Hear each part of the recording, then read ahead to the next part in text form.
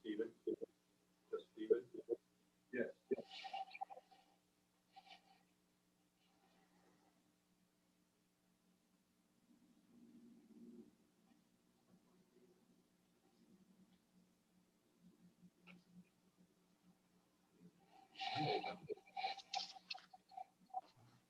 Can you hear me? I can.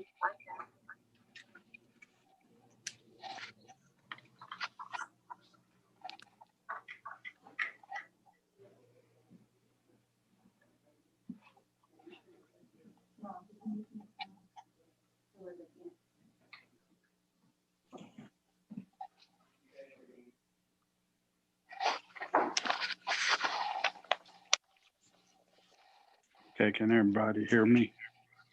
Yes. All right, this one I'm not. Well, maybe I will. I don't know. Use this for my audio and use this.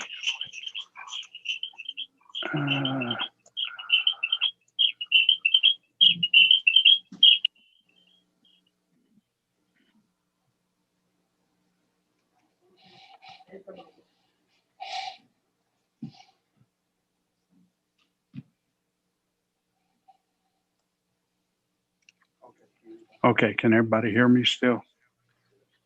Yes. All right. So I think I turned the audio off on this.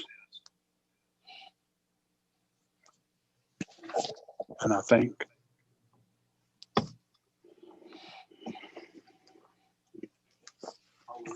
Are we ready? Sure. Yes. Yep. Okay. 641, 1, 2, 3, 4, and Gail. Hi, Gail. Hi. Okay, good evening, everybody. I'd like to go ahead and open up the meeting for the Laconia Zoning Board of Adjustment. We're going to continue this meeting as a continuation from Monday. That's right. I pull my ear off of it when he's talking, so it doesn't do that. When somebody else talks, you put the headphone on.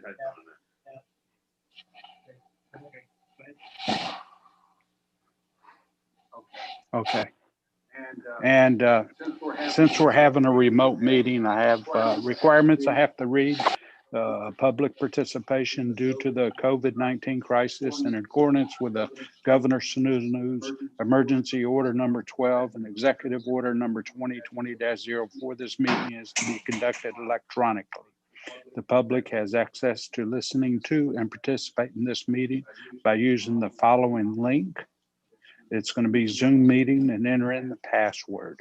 You must be using the Zoom app on an enabled device to participate in the meeting at the appropriate times. The web ID is 859-1276-2838, and the password is 583571.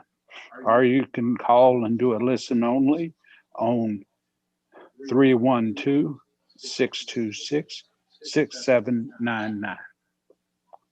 With that, we're going to go ahead and call the meeting to order.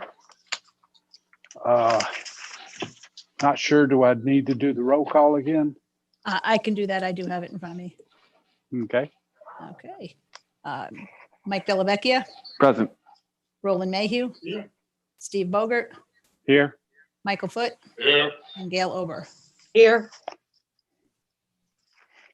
Okay, Do to we jump need- in at the very beginning. We had, on the agenda was the 0085 variant 17 Van Dyke Drive. We originally made a motion to approve, and the motion to approve did not pass. So therefore, we need to make a denial motion and then vote on the denial motion. And then we move on. There's no further discussion or anything like that. It's just basically one of those things that has to be done. When you don't approve something, then you have to deny it. And if you deny something and that doesn't get passed, then you have to make another motion to approve. So it works both directions. Does that make sense to everybody? Mhm. It does. Okay. I guess I got to move this to where the camera can see me.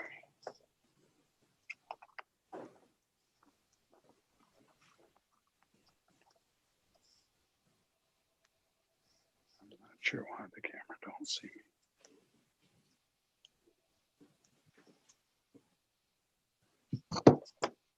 Oh, there I am. There you are. Cool. So it was denied.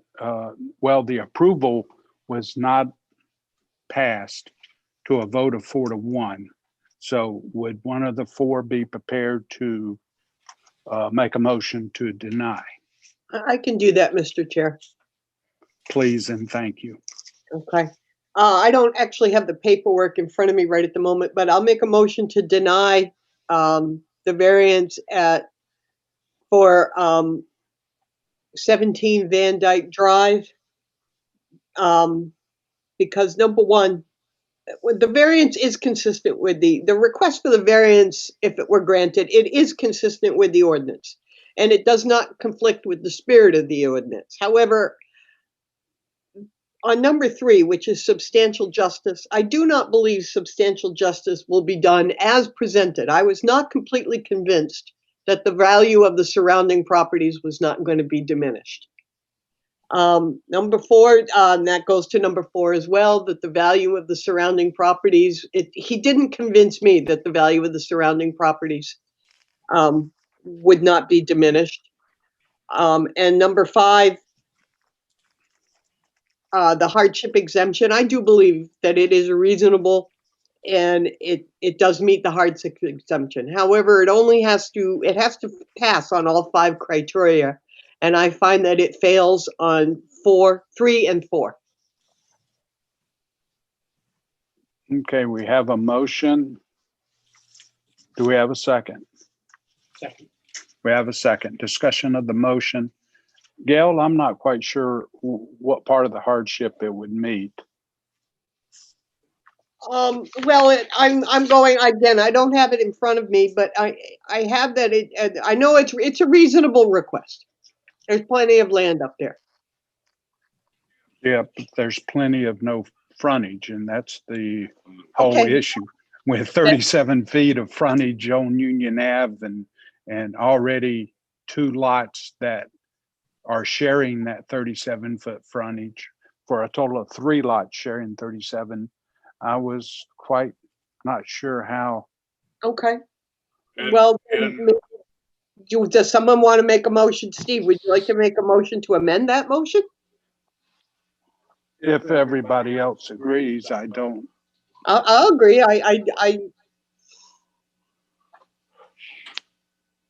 Okay, I'll make a motion to amend the motion to the hardship. It did not meet the hardship thing criteria for the city, are based by the zoning book here by the state of New Hampshire. Okay, I'll second that amendment.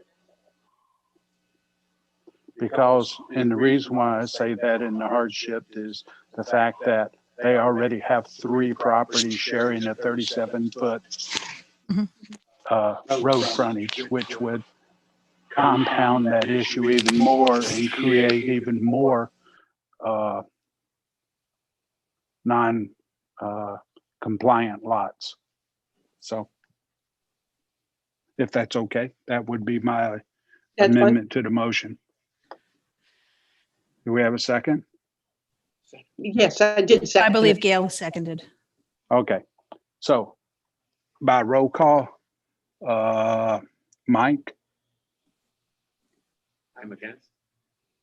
okay. Roland, I vote for the denial. So that's a Mr. Foote, so that's a yes vote for this motion, which is to deny, correct? I'm making sure we're, Gail, Yes to deny. Steve, yes to deny. Mr. Foote, you didn't answer. Yes to deny. Yes to deny, an affirmative Okay, denial. A positive denial, as it were. yes, okay. So the denial passes 4-1. Okay, so with all our housekeeping taken care of, excuse me, Mr. Chair, just as a point of order, in case there's people listening for the 84 Sarah Circle application that's a little bit later in the meeting, the applicant has withdrawn. oh, So I meant to tell you that a little bit earlier. I do apologize. So if Okay. anyone's listening for that application, he has withdrawn it. which one was that? For 84 Sarah Circle, which Okay. is, All right. So they're not going to be heard tonight, or you said they withdrawn? they withdrew the application so that it's. Oh, okay.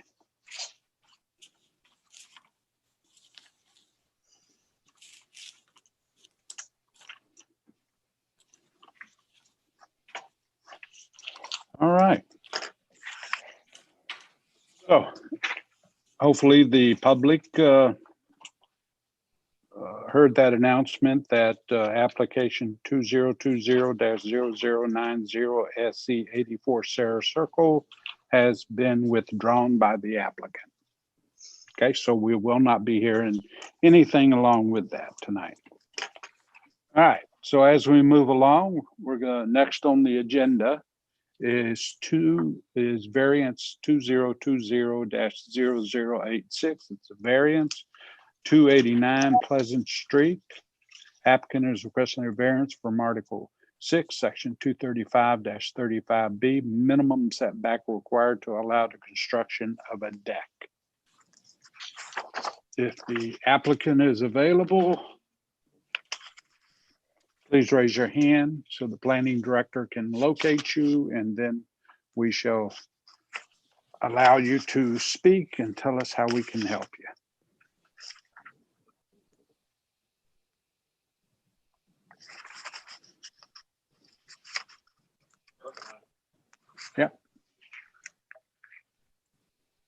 Both applicants are supposed to be in attendance, but they're from separate locations, so there should be two.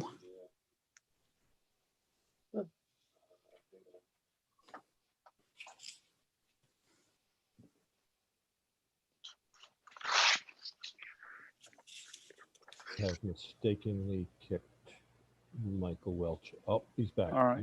Hang on. Don't go away. No, I was going to say, Eric, Yeah, Eric's here. Yep, and I'll get Erica on.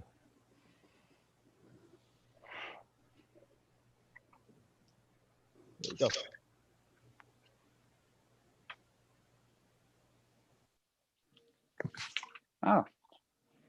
we have Michael. How are you? Good evening, Michael. Would you How are you? introduce yourself for the audience and then tell us how we might help you? Oh, we have Erica too. Good evening. Good evening. My name is Michael Welch. I live at 289 Pleasant Street with Erica. And Erica, you want to go ahead and introduce yourself, I guess? Hi, I'm Erica Sweat. We are looking to put, as you can see in the picture, it's an L-shaped deck on the side and back of the house. It's planned to make some unusable space to that side of our house usable, so we can access that deck from a door at the kitchen. It's covering up an unusable, unsightly spot that's all sloped and rooted. The dimensions that Michael has drawn up are in line with the length of that side of the house. So they're just filling in a square space. And yeah, and we're asking, I think we're asking to go over the 10-foot setback. I think it's around 2 feet that we're asking to go over. And yeah, we're hoping that you will allow us to do that. Okay, if I'm looking at the drawing, if I may ask a question. Sure. It looks like the deck is going to come to the edge of the house and not to that on the side of the house and not exceed past the side of the house. Correct. Yeah, correct. Yep. We And just the want to fill them. house, and for the record, the house is already approximately 2 feet into the side setback. Correct. Yeah. Okay. And the rear setback is, there's no problems with the rear setback? No, there's plenty of space there. Okay.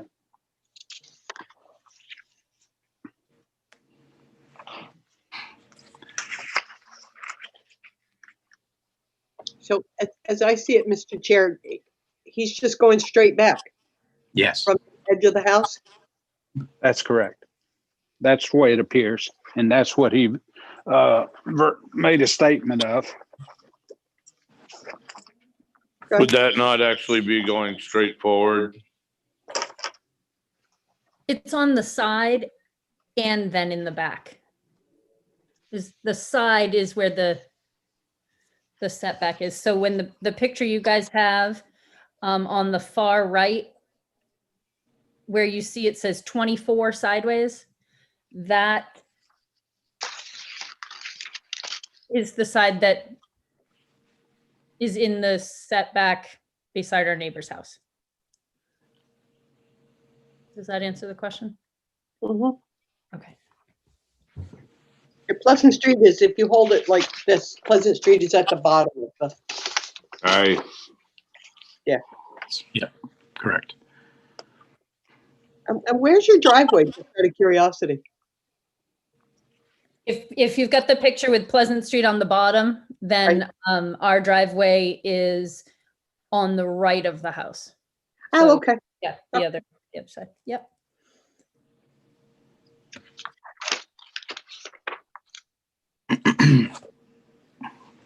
And we did speak with our neighbor about that. I know that, you know, he was perfectly fine with it. Actually happy that we were going to do it. Just because it made it look a lot nicer on the side of the house. Okay. Any other questions of the applicant at this time? Yes. Mr. Welch and Erica, but why did you just go 10 feet wide on the side and make it 10 feet wide across the back? You would have the same square footage and wouldn't need a variance. True. I mean, I just didn't really hear the question. If we keep the same square footage, but switch it so that there's more in the back and less on the side. Well, we thought of that, but the problem is the yard is not very big to begin with. And we'd like to keep some of that space to, you know, we have kids and we have a dog and stuff. And we like to be able to use that portion of the backyard. And we felt that it would fill in the house and just make it look nicer, having those extra 2 feet to go out to the end of the house. Plus give us a more usable space for, you know, having outdoor, you know, table and stuff like that. Is that building off to the right as I'm looking? Not sure how to position this. I guess it would be at the bottom of the page of the map to the right. Is that part of your property or is that, You're seeing another roof yes? Yeah. to the side. Yeah, that's a detached garage. A single bay detached garage. Okay, and then attached to the house, it looks like there's a gray thing, I'm assuming is your driveway. And then there's something attached to that corner of the house. In the back. Yeah, that's Yeah. a single story kitchen. That's our kitchen off the back. It's just one story part of the house as opposed to the rest, which is 2-story. Okay.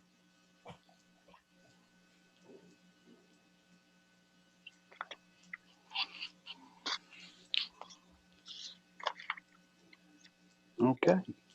Any other questions of the applicant at this time? Do we get Yes, to go Mike. back? Do we get to go back and ask? the question? I'm curious as to exactly why it just can't be 10 by 12. Even if you do have the room in the back, everything being small is exactly the reason we get into stretching these boundaries. I'm just curious. Well, we didn't want the deck to stop so far before the end of the house. We were trying to bring it to the end of that wall instead of having it cut off.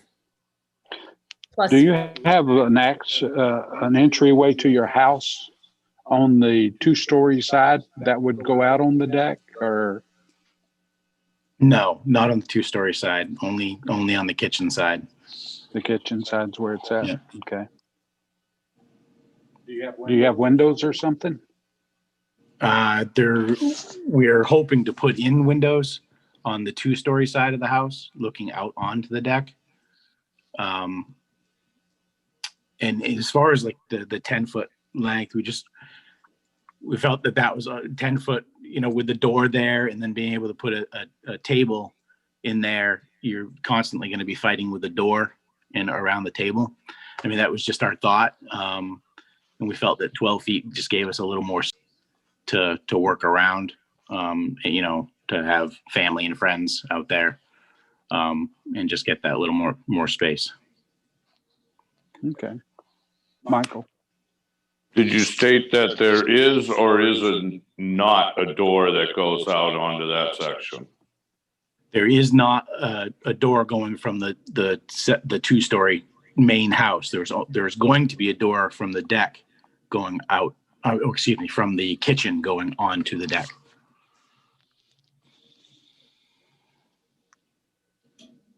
And the swing of the door he's indicating would take, because most doors are not being presumptuous, but are 32 inches and would have a nice swing, a 32-inch swing. Yeah, the door that we plan on putting in there is 36 inches. Yep. Yeah. Because that makes it ADA type, at least closer. Yeah. So you'd have a 3-foot swing on the door, which takes about 9 square feet out of your deck. Right. So with the addition of the 2 going out, that would add usable space, because those 9 square feet would be non-usable.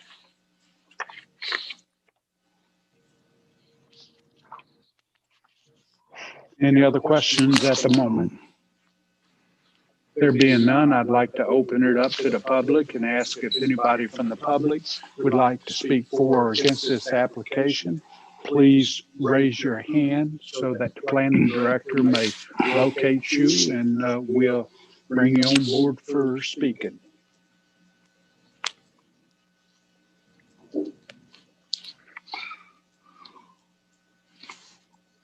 I don't have any raised hands. Let the record indicate no one wished to participate in speaking for or against this application. Therefore, I bring it back to the board for further discussion.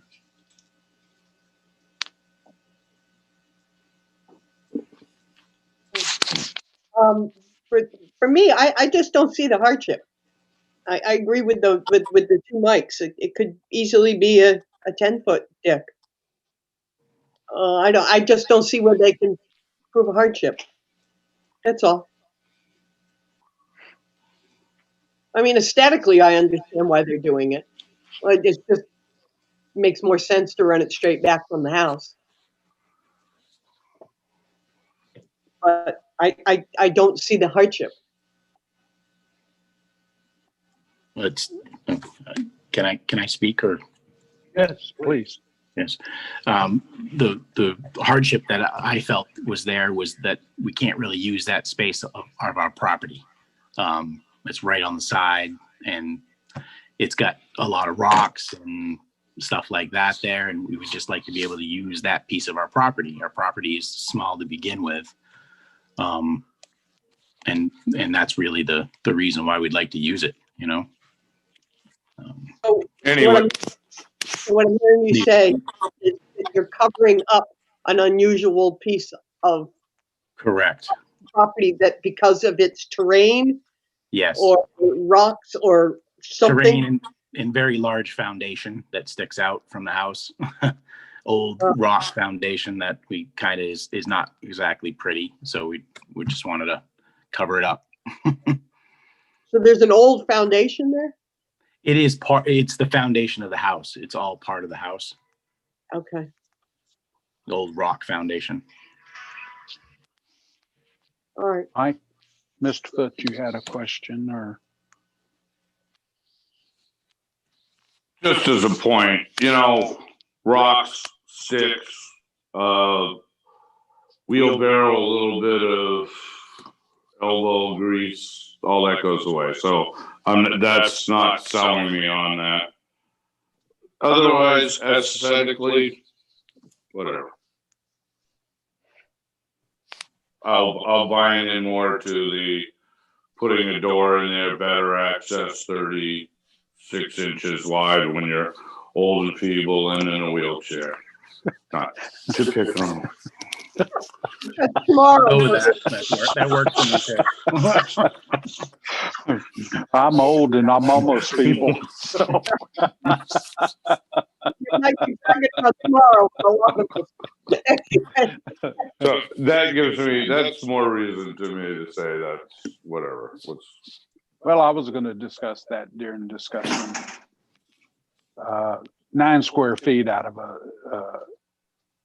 is pretty hard when you're trying to place a table and you want to put a grill there because you have grilling space now. So if you had all that, you would have not very much room to move around within that section of the deck. And the other part of it, squaring out the house, it makes it look more aesthetic to it versus being chopped up. And then you've got that overhang or the type of it already still there. And then it becomes unused and then it becomes even less pleasant versus covering it up and having it so that you have livable space. I can be sold there. Any other questions of the applicant? Any closing comments from the applicant? It's okay.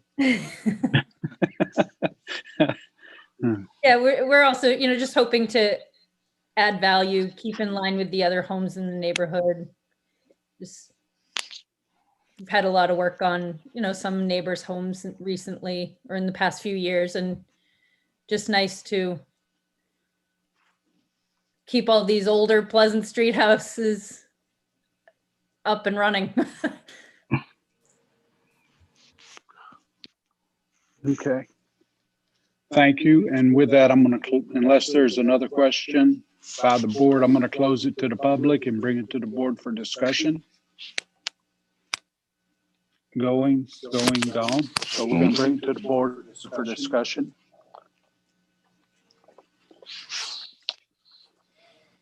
My only comment, Mr. Chair, and I don't expect there to be on discussion, is with the door opening and everything like that, you're kind of attributing the hardship to the structure that's not built yet.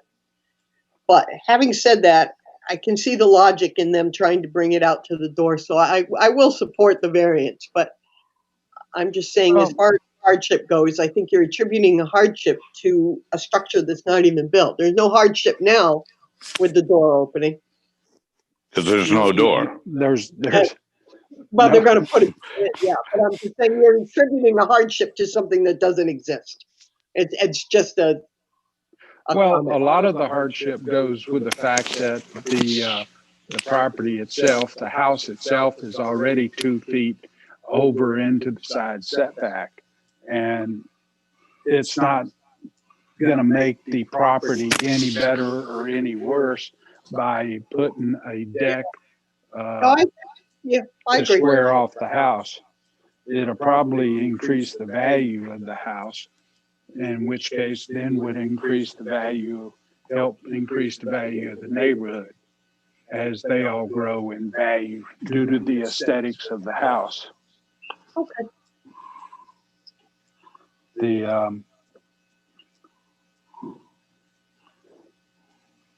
It's not contrary. As I'm looking through this, the hardship is the hardest, but I think this one does attribute to it, to the property itself and the location. The houses must be an extremely old house if it was built on rock or Mr. stone. Chair, Yes. the parcel card, which I apologize was not included, indicates the house was built in 1920. 1920. So there wasn't a whole lot of Well, there weren't a whole lot of decks in 1920. no, there was. No.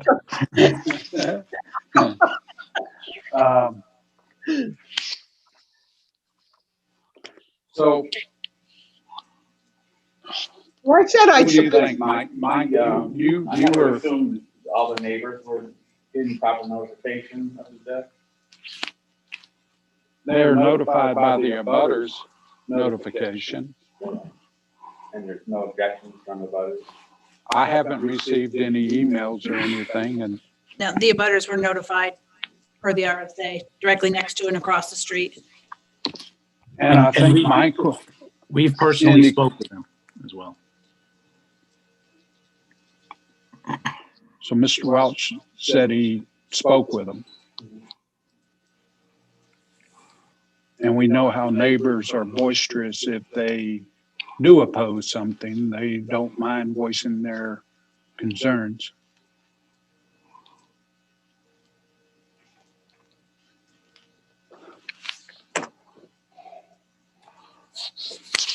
Any other discussion? Like to entertain a motion then?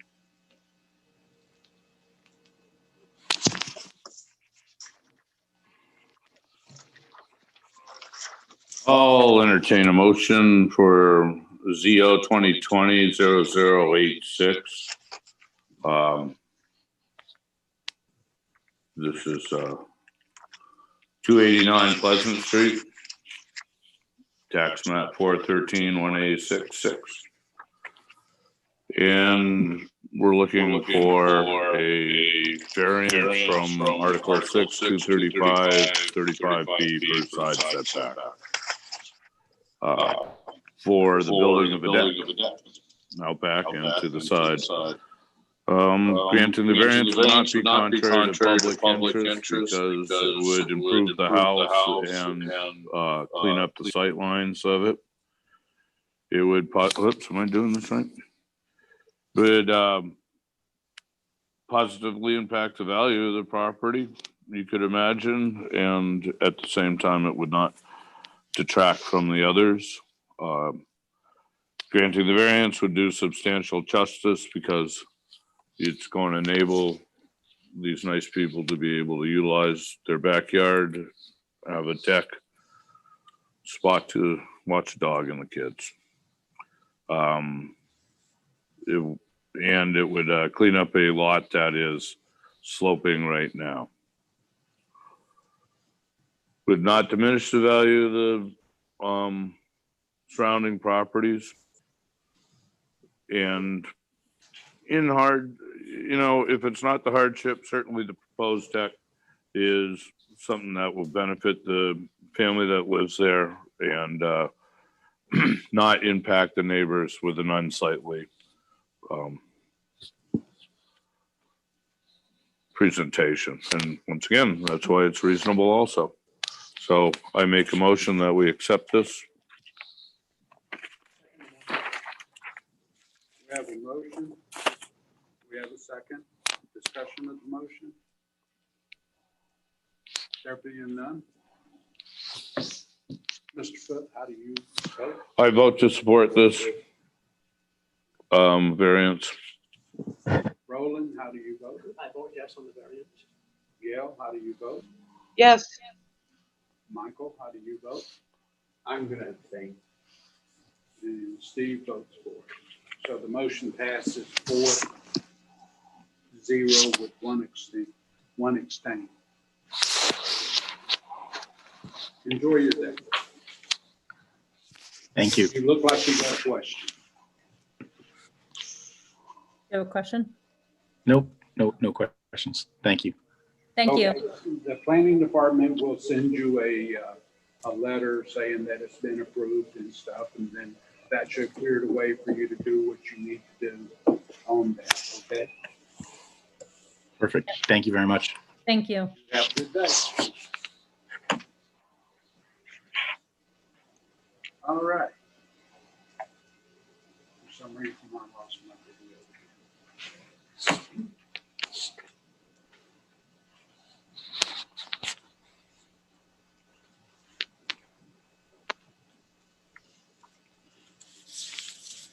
Give me a second. While I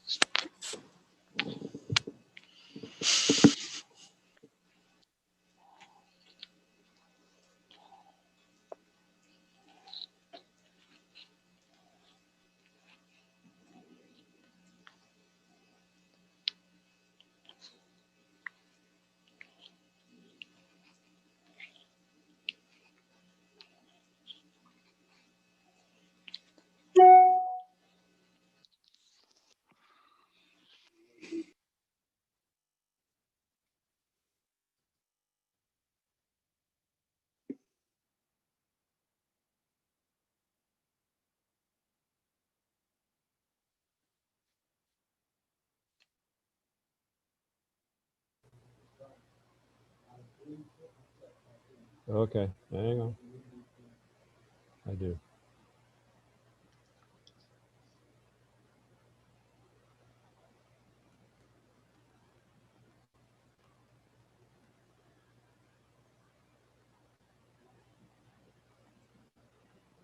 And you're muted.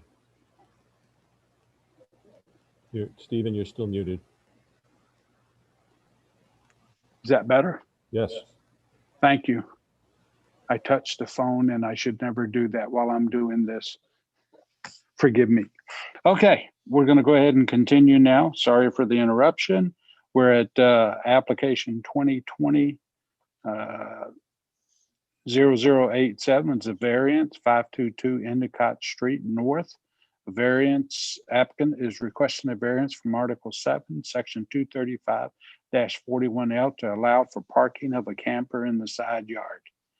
If the applicant is here via Zoom or in person, if zooming, please raise your hand so the planning director can locate you and bring you into the meeting. Yes.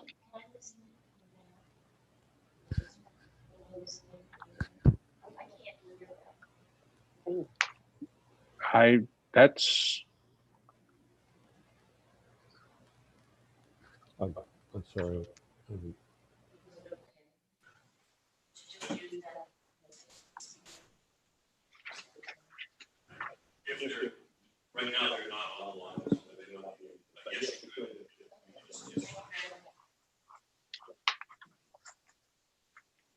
I'm not seeing any hands and I'm not seeing any names that would correspond with this application. I know that we've been trying to reach them for a couple of weeks and have not been successful. Is that correct, Karen? Correct. I've reached out several times to no response. Okay. Well, what we can do is I'd like a motion to move this to the next meeting. And we'll give them that one-time opportunity if the board so wishes and move on in life. Or I'll take any other recommendations the board sets forth. Okay, we make, Roland made a motion. Do we have a second? Was it his motion to Wait. continue? I'm sorry. What was his motion? I can't hear. He said to go ahead and move it to the next meeting. He makes okay. a motion to move this application to the next meeting due to the fact they're not online at the moment and the planning department has not been able to get a hold of them. I right, believe we had a second from Mike Delavecchia, correct? Oh, okay. Yep. So by voice, Mike, Yes, I can. Roland, Yes. Mr. Foote, No. Gail, Yes. and I say yes. Okay, so it's moved. Next meeting.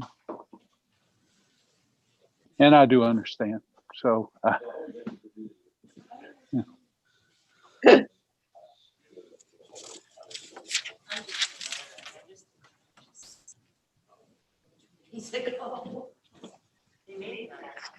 and we're moving right along. We might get done before 9. Yes. All right, if we're ready to move on, the next application is 2020-0088, a variance at 23 Summit Ave. Applicant is requesting a variance from Article 4, Section 235-19-19, F2A1, minimum shore frontage to allow the subdivision of a lot into 2 lots, each with a single-family home. If the applicant is available, please raise your hand so that the planning director can locate you and bring you into the meeting. Afternoon, Chairman. I'm already in the meeting. Thank you. I have Greg and Christine that have joined. And Bob. Okay. We have the Okay. family. Good evening. Evening. Tell us how we can help you. Sure. Thank you. So we were at the board back in July, and we came to you with a request to split the lot, and became apparent to us that the need to have both utilities at the lot in order to actually meet the proper lot sizes for our request. So our request is to split 23 Summit Ave. The current lot size for that is 47,000 square feet into 2 single residence homes, both of equal size. So both would be 23,520 feet of lot footage. The house that is there today currently has sewer. We would bring city water down from 11B down to our house. That will give us access to the public water. We've talked to Ben Crawford from the water department. That is definitely something that is achievable. It would be at our cost, but it would benefit others in that neighborhood. There'd be 4 other houses potentially that could use that water if they so chose. And then the town, we would have to meet the requirements of the town to do that. So in splitting the lots, each lot would have the required square footage to meet the SFR requirements. There'd be plenty of road frontage. So the minimum road frontage for that, the smallest house I think would have 90 feet. The other would have 110. They both would have city water, city sewer, and all setbacks would be met. So 25 feet off the road, 10 foot on sides for both lots, and then the 15-foot rear setback. And the green space of 65% is the requirement. Both these lots would have over 80% of green area based on the calculations we have. We have a rough depiction of what we have. We haven't drawn out final plans, so it is a rough sizing, but We're assuming both houses will be roughly around 3,500 square feet, going to kind of what we looked at it so far. And if you look at what we're looking to do and looking at 235.19, that overlay, they really had three things that we saw in there, and we wanted to make sure that we didn't touch any of those. One is degradation of the shoreline. The second is reducing water quality. And the third is actually reducing the benefit of the shoreline. And in no way are we touching any of those. We are fortunate to have a very straight 217-foot beach there today.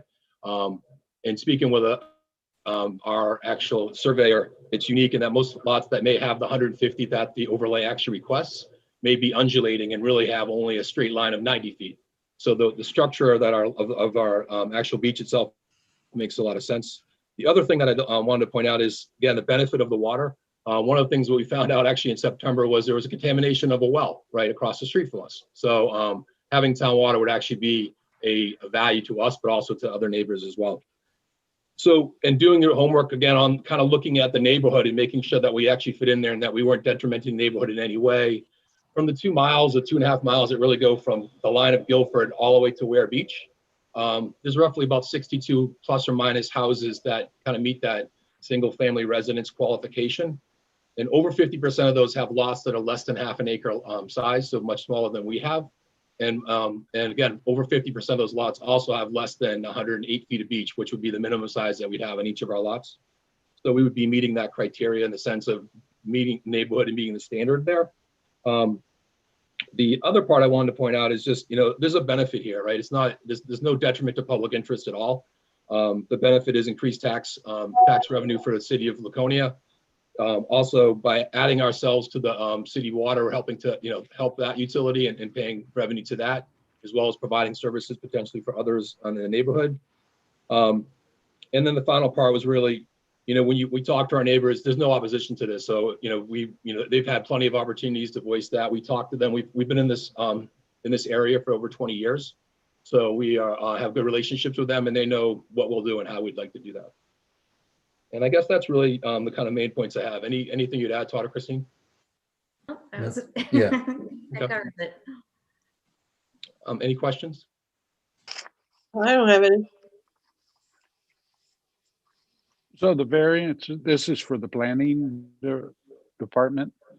The variance is for the subdivision. The variance is Subdividing for the or shoreland. It's for the amount of shoreland. They're required to have 150 feet per lot. It's to vary the length of the shore that's required. And 90 feet road frontage is okay? They are, yes, because if they have both water and sewer, it reduces the lot size requirement. They meet all the other dimensional requirements with the exception of the shore frontage. Oh, Isn't it like 1,800 square feet for water and sewer? I'm sorry. 10,000 square feet 10,000? with Yeah. both utilities. but what's the Oh, I road meant frontage? the Is the road frontage? With water and sewer, it's 80 feet. Okay, that's what I was looking for. Oh, I Thank you. apologize, yes. And so we'd have 90 plus feet. Yeah, so then we'll have 90 on the one lot and 110 on the other, based on the way we've kind of Yep. have the lot divided with the piece. Yeah, and we made all- nicely we made all- done. Yeah. We've been learning. We've been hanging out with you guys for 3 months now, so we spend a lot of time with you. And we appreciate what you do. We know it's not easy, but we've been learning. We appreciate your perseverance. Any other questions of the applicant I don't have any. at this time? There being none, I'm going to open it up to the public and ask if anybody in the public wishes to speak for or against this application. Please raise your hand and allow the planning director to locate you, and we'll go from there.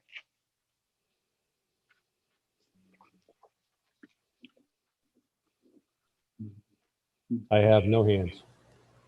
Let the record indicate no one from the public wishes to speak for or against this application. I'll bring it back to the board for further questions.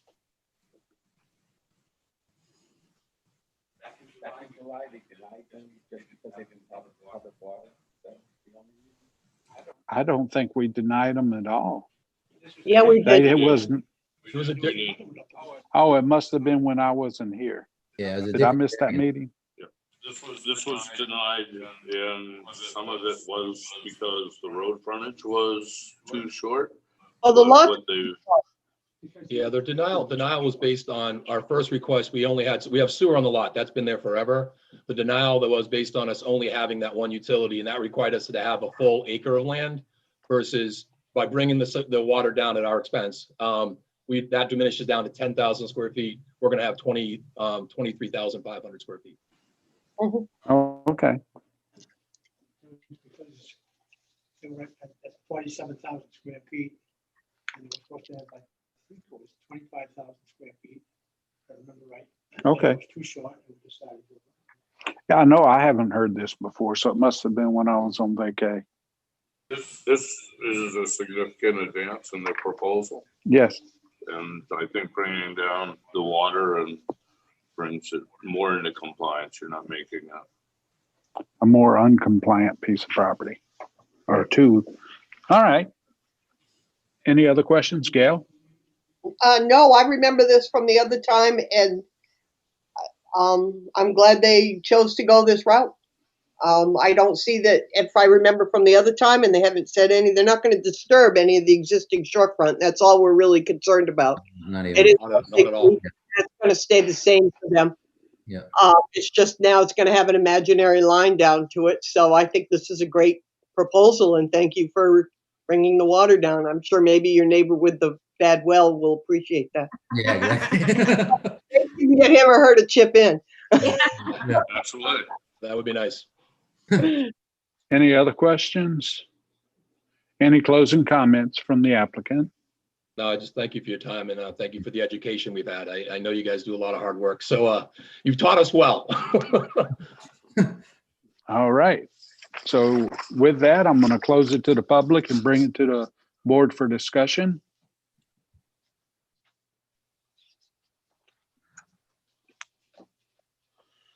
Yeah, this is bringing water down, significant improvement for it. Yeah, it changes the whole thing. Well, it's going to improve the values of the property in itself, being both with water, city water, and with city sewage on the property. That's going to increase the value of the properties themselves greatly.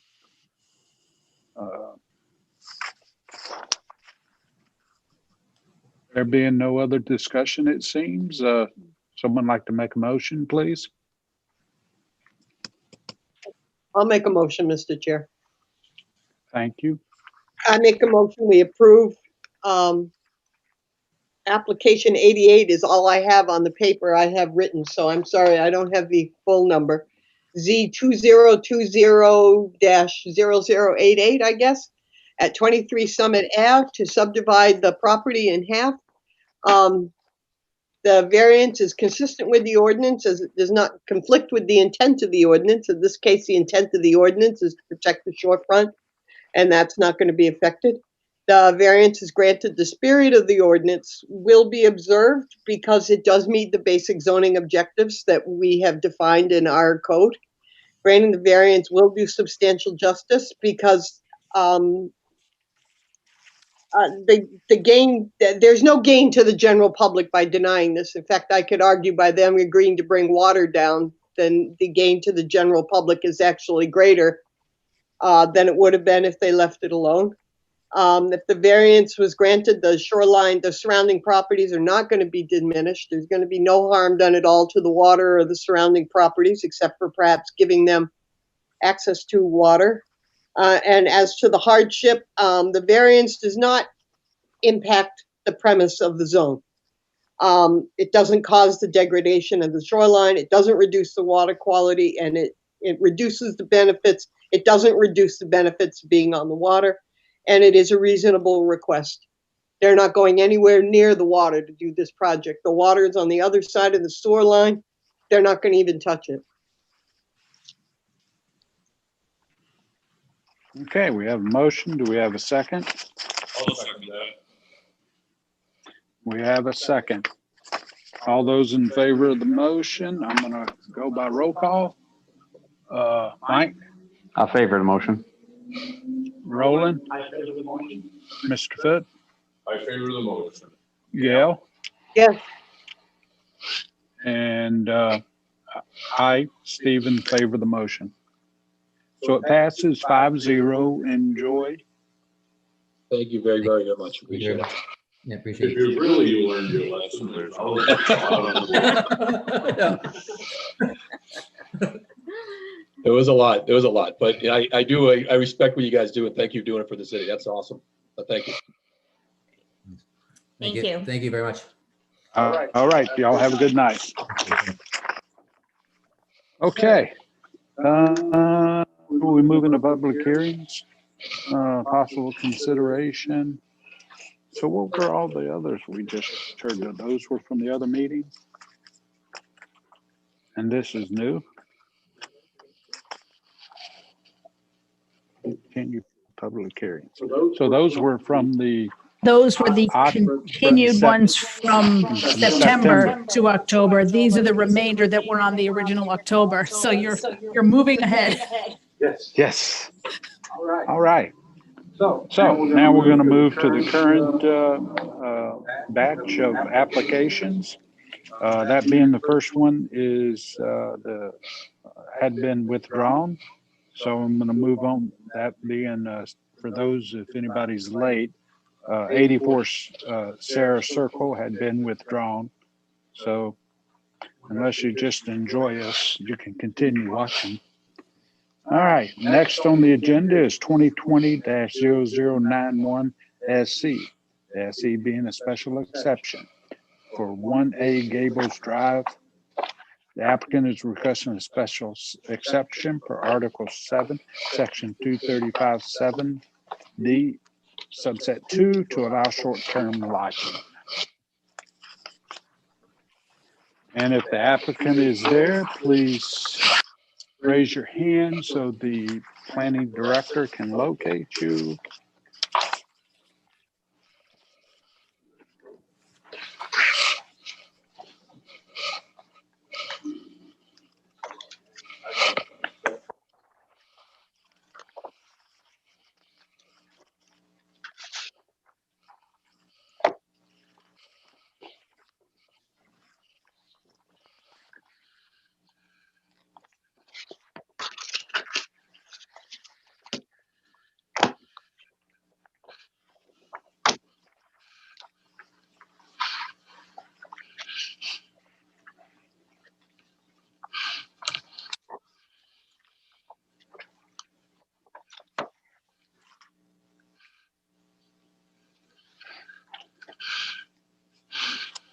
Thomas is there. He may need to turn on his video, and he's currently on mute.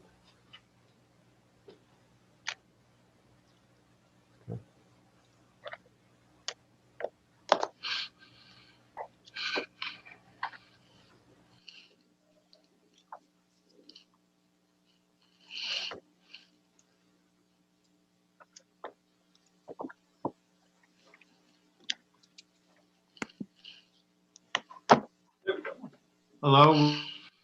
Good evening. Water. Good evening. Good evening. Tell us how we can help you, please. We own a condo. We own the condo, which was 2018. It has a rental history since 2018 through the Bayside Rentals. We have rented it during the 2 months during the summertime. Really 5 or 6 weeks. And since there was a new ordinance passed, we have to apply for a variation from it or an exception from it. Exception, yeah.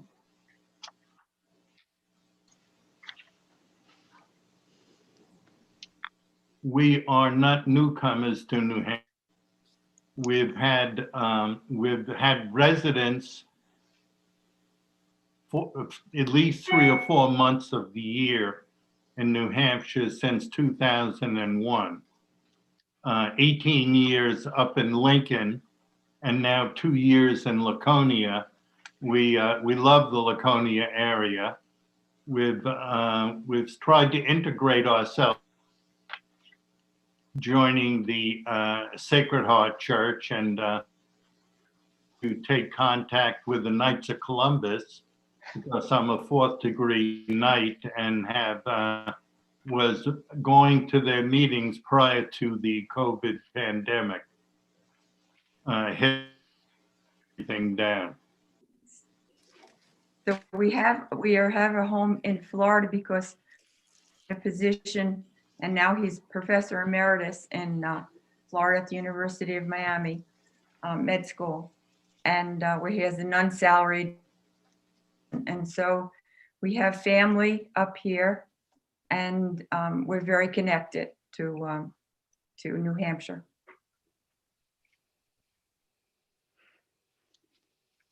All right. Any questions? Yes, go ahead, Mike.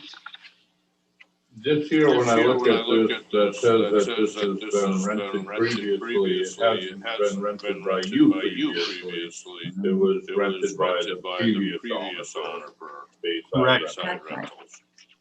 Yes, The governor knows. Sarah and Mark Governor, and we bought the house from. Right, and I think the thing said that it doesn't apply to the previous owner, it only applies to the current owner, has to show 5 years of ownership of renting it, and in this instance, the current owners, you have not had it for 5 years to rent it out, so that part of the application will not stand. The ordinance doesn't say 5 years for the current owner. It says It a does. rental history No, of it does 5 not. years. You said it did the other night, Monday night, when this question came up, because we were gonna make it as a condition that it dies with it, and I was told we didn't have to make a condition because the ordinance already says that the current owner Okay. has to show 5 years. No, Okay. it doesn't say the Let me, Okay. the section that you were referring to, the short-term lodging permit goes with each owner. That's a separate section. They're applying under the special exception portion because they're in the RS zone. That language that they're referring to is that the applicant can demonstrate the use in question has been common practice at the specific property and structure for a period of time, not less than 5 years. It doesn't specifically state to that owner.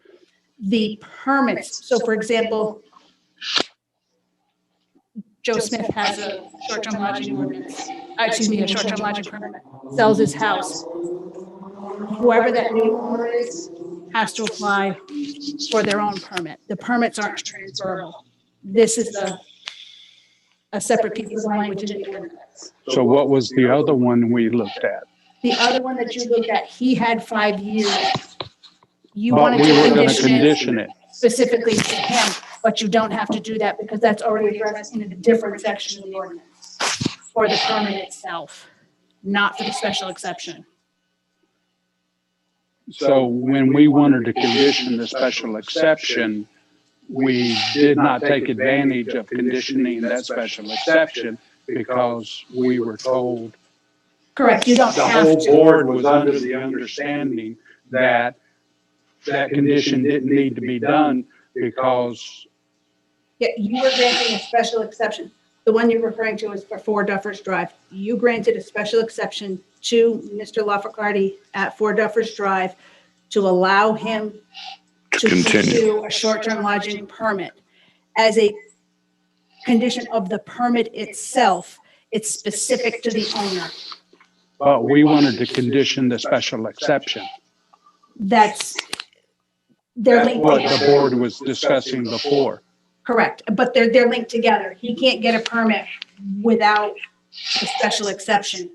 But we wanted to make sure that they came before us, that that special exception now is encompassing something different than what I think the board understood. The board, and I'm waiting for the board to step in. If I'm not stating that correctly, the board was under the impression that the special exception died with the owner. Yes. The permit dies with the owner. No, well, that's not what everybody understood, because then on that one, we would have made a condition stating that. Which you did. It was part of your motion, so it stayed in there. So you did have it in there. It was just because of it being a piece of the ordinance language. It's a bit redundant, but you certainly can do that. Okay. So my understanding here is that since these people have bought this place, they're coming for the special exception. And if they hadn't bought the place, eventually the people who were previous owners would have been in front of us defending that they had rented it for over 5 years. Whichever the case may be, we still need the documents showing that the property, the rental contracts and agreements and whatnot, we still will need here to indicate that it was indeed used as a short-term rental. More than just a letter. More than just the letter. That's what we've been asking for everyone, because anybody can write a letter.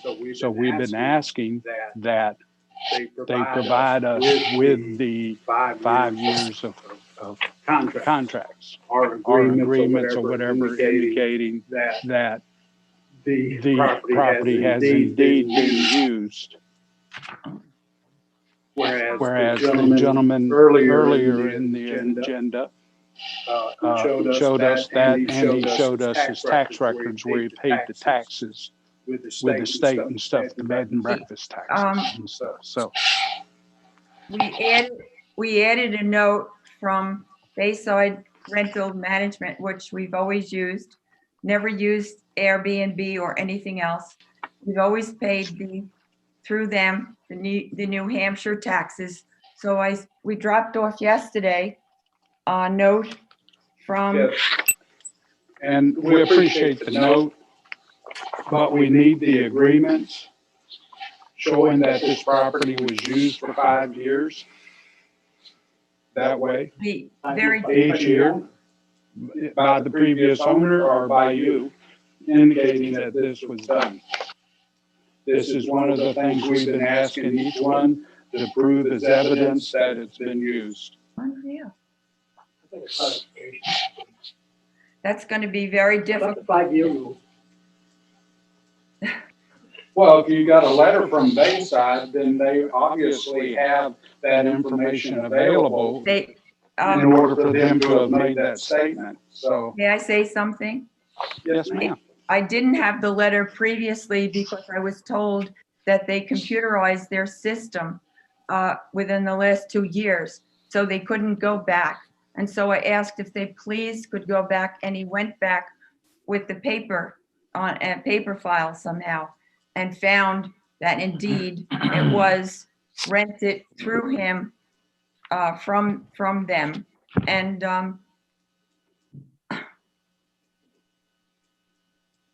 it's always been rented a half for us, a half a summer, and taxes always were paid.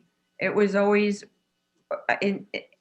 we get a rental income statement, and we pay our federal taxes as well. So it sounds like there's paperwork. Sounds like there's supportive paperwork that should be filed here. I don't. Doesn't sound difficult. That sounds very difficult, to tell you the truth.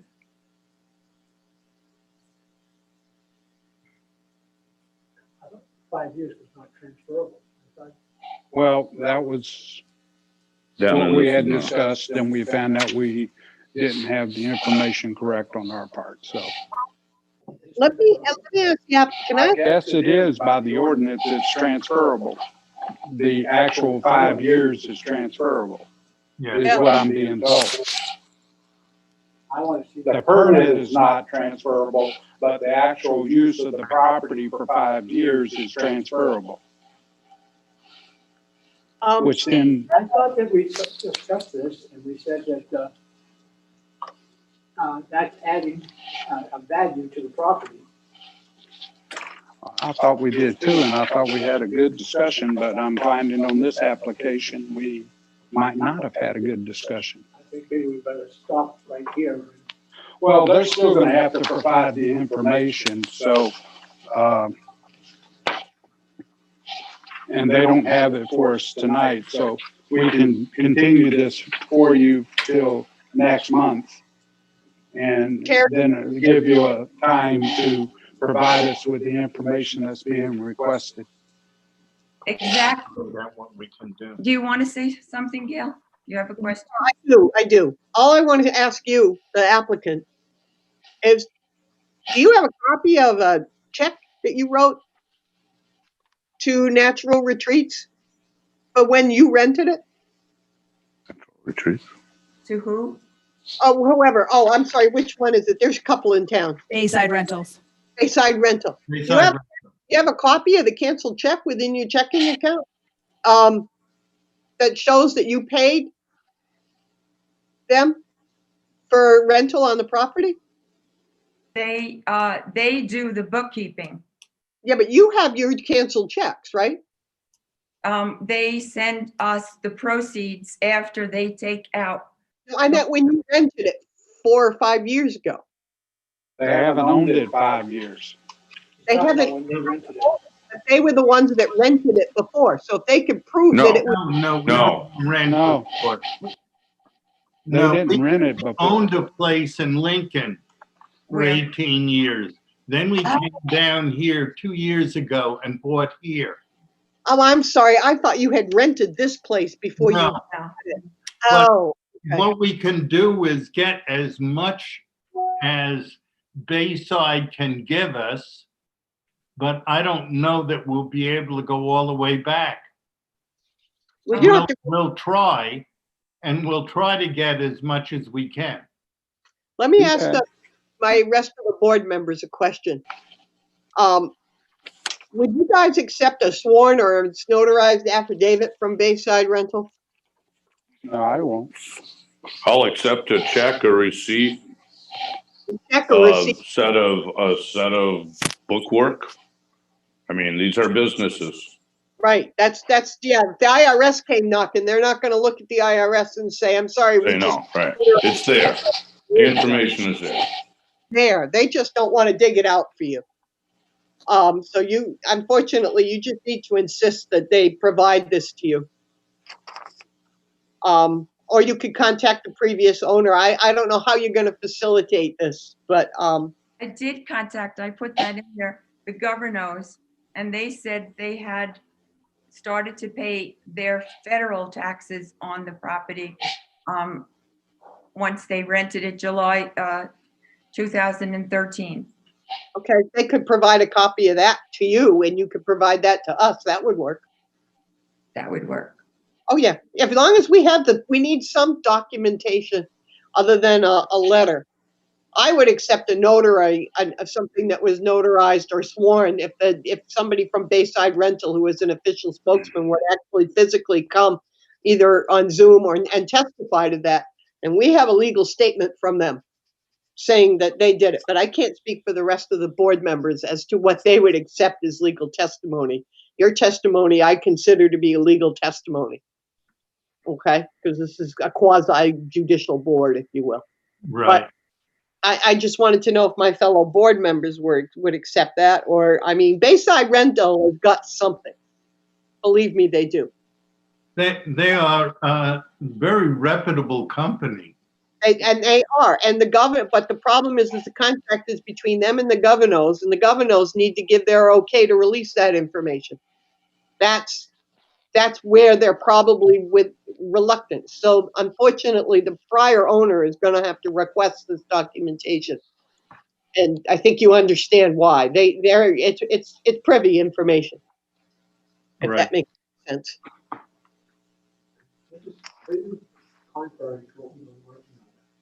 All right, we'll discuss that in a minute. Okay. All right, do you understand? Yeah. All right.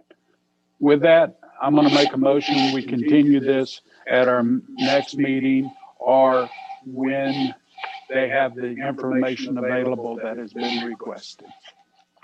I second that. Okay, all those in favor? Mr. Foote? In favor of continuation and presentation of appropriate documentation. Mike? I'm in favor. Gail said she was in favor. Roland? Yes, I'm in favor. And Steve's in favor. Okay, we look forward to seeing you next month. Okay? Okay, thank you.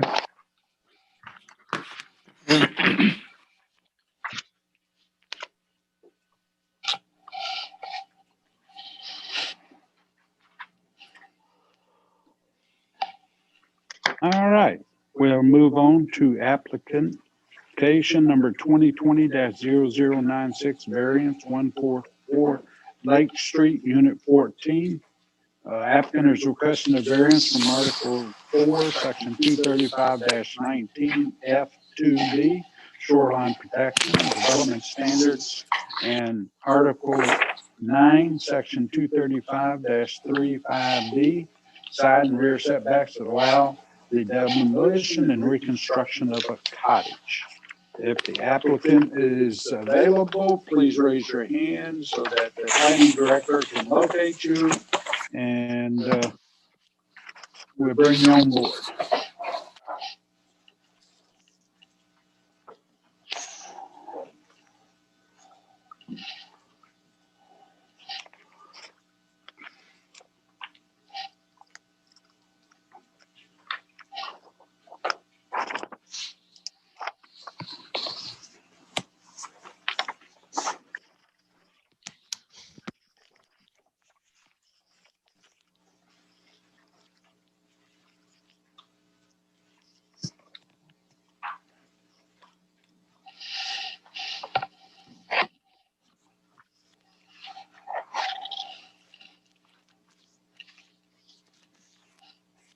Mr. Chair, Mr. I was on the screen. Okay, with that, I'm going to make a motion that we move this over to the. They're there. They are on. Oh, okay. Oh, okay.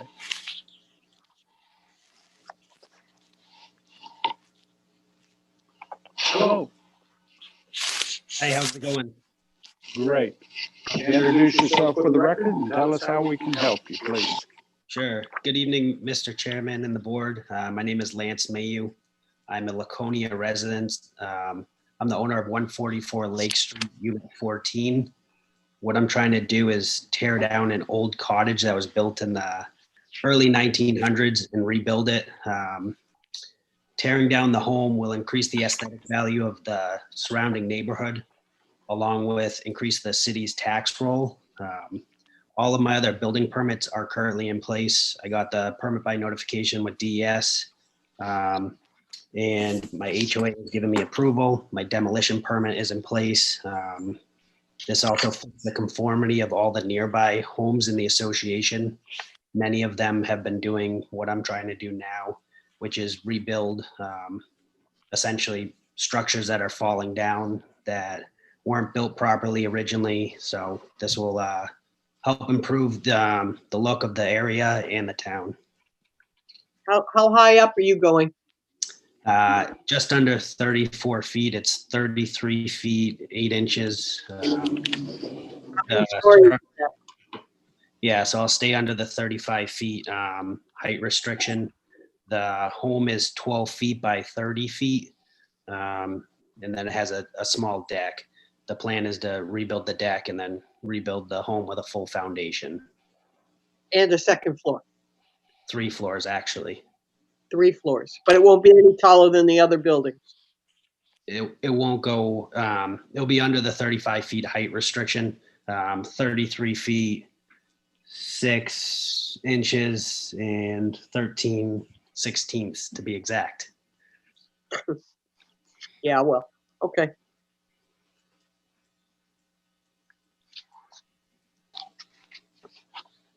So other than the height, it'll be within the same footprint? Yep, exactly. Everything will be built to the same size.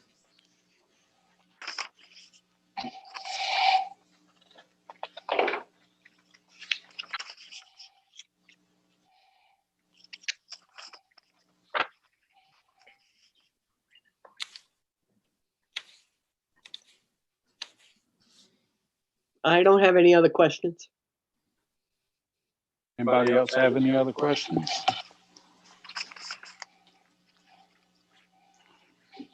There being none at the moment, I'd like to open it up to the public and ask if anybody from the public wishes to speak for or against this application. Please raise your hand so the planning director can acknowledge you and bring you into the meeting.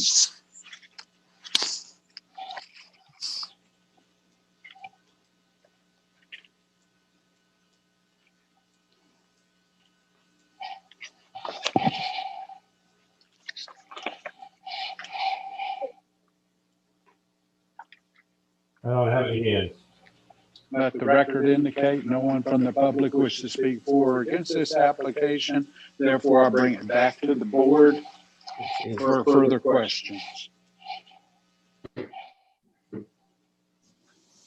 So the deck is not going to extend out any further than what the current deck. Yeah, exactly. My permit by notification to DES, I literally had to make sure that the house was the same exact footprint along with the deck, patio area, everything. DES doesn't really allow you to do anything too funky. No, they don't. Right.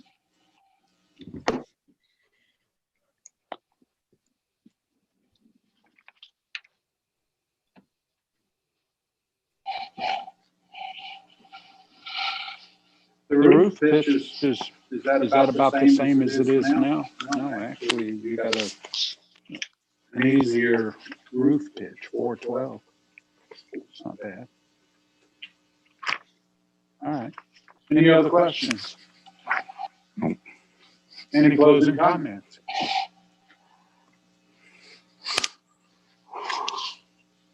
Lance, is there any closing comments? Oh, sorry. There's no closing comments for me. Okay, thank you. With that, I'm going to close it to the board and bring it to the board for, I'm going to close it to the public and bring it to the board for further discussion.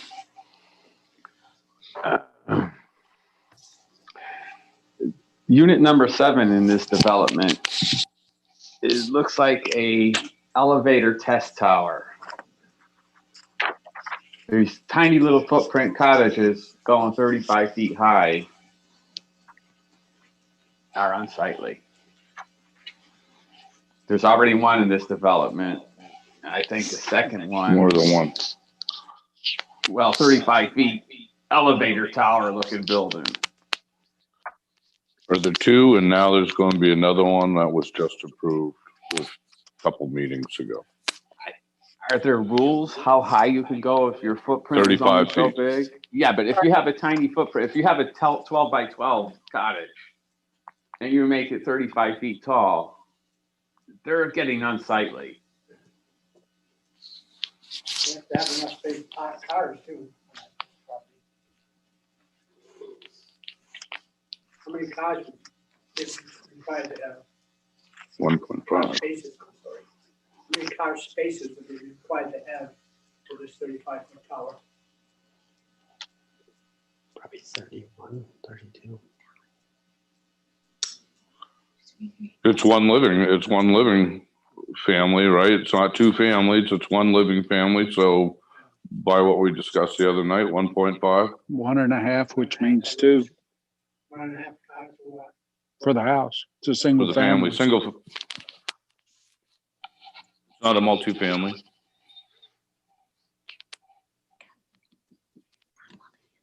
It's not a multifamily. There's also 2 cottages directly adjacent to it that are probably 33 feet tall. When that cottage went up, I'm not referring to the one further down. I'm referring to the 2 that are right next to me. Unit 12 and also unit 11. They're both around 33 feet probably.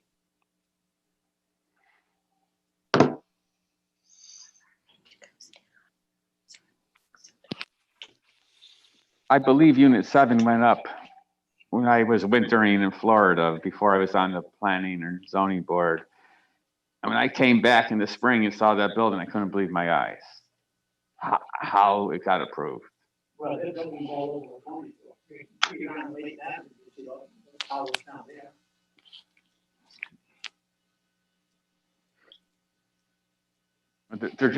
They're not attractive buildings. I could understand the homeowner trying to maximize his space. But also, so we want to follow the park, at least, they're gonna be on Mr. Chair, I don't know that we're on the right track here. What he wants to do is allowable. That they're ugly, that's not for us to decide. Somebody has to be the guardian of the city. And that's our job. I don't see that as my job. I see my job as enforcing the zoning ordinances that are in front of me, and there's nothing in these ordinances to prevent him from going to 33 feet. Or 33 feet and however many 3/16 of an inch. That's a matter for the city council if they want to start regulating aesthetics and quality and beauty of buildings. But this is just a rebuild of the structure that's there. It's not a rebuild when you're making it 33 feet tall. That's stretching it.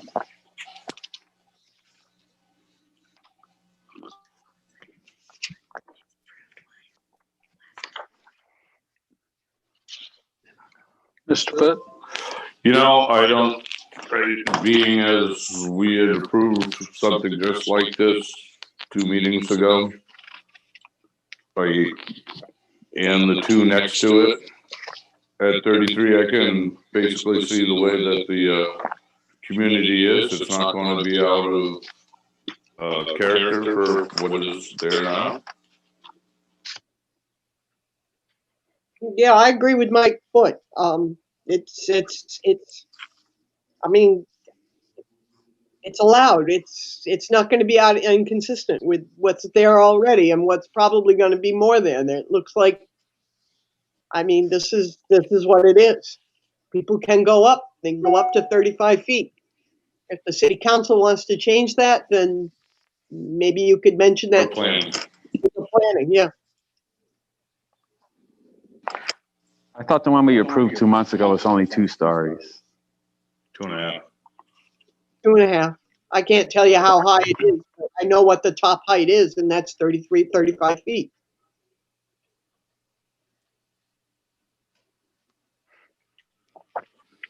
Roland? Do you have any input? I already put my input in. Okay. Yeah, I think he's. So I'd like to entertain a motion. It seems like the discussion, I did close it to the public and everything, so, right? Okay. So like to entertain a motion. I'll make a motion here on ZO 2020-0096 for 144 Lake Street, unit number 14 in Laconia, New Hampshire. What is our variance that we're looking for here? Is requesting a variance, the development standards and shoreline protection development standards and Article 6 side and rear setbacks to allow the demolition and reconstruction of the cottage. As stated, Mr. Foote. Correct. Granting the variance would not be contrary to public interest because we are updating an existing home, and it is in line with what is next to it. The spirit of the ordinance would be observed, and they're building on the same footprint, and they're adding height, but within current ordinance's allowances. Granting the variance would do substantial justice because these are older buildings, as we'll see more and more around here. And we would improve the area just by being a new building and being updated. Certainly you can look at the underside of roof there and see what you would want to do. So once again, the values of the surrounding properties would not be diminished because it'd be upgrade.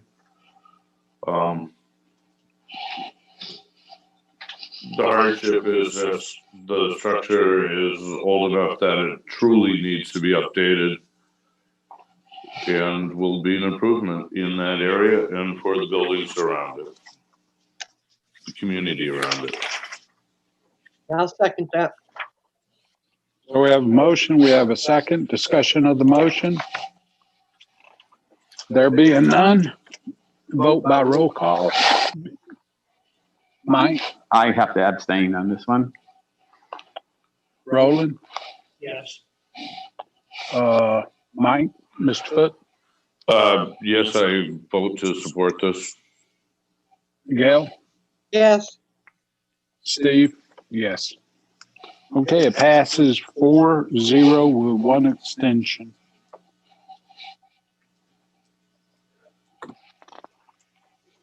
Thank you. Have a good night. Take care, guys.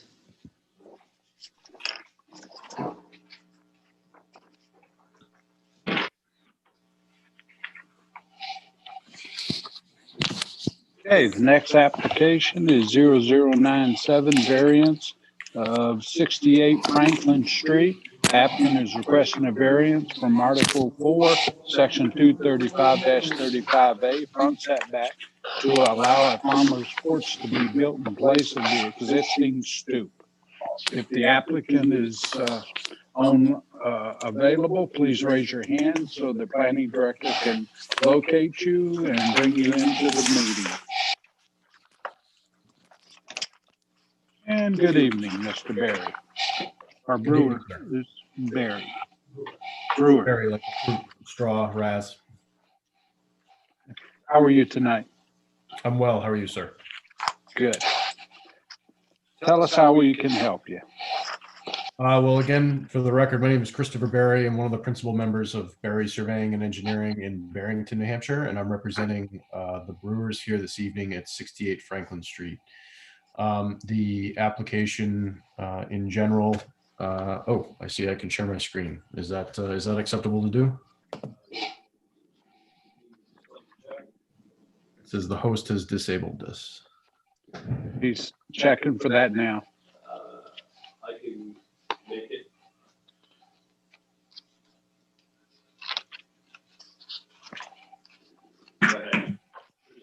You should be able to do it now. Thank you.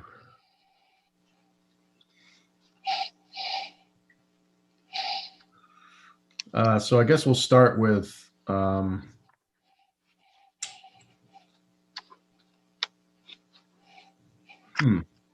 what will I start with? There we go. So we'll start with the existing conditions of the property. So the brewers own the existing structure at 68 Franklin Street, which currently has the structure towards the front of the lot. You have the lakeside here at the bottom of the screen. Here's your 50-foot primary setback to the water. Here's your 150-foot woodland buffer zone.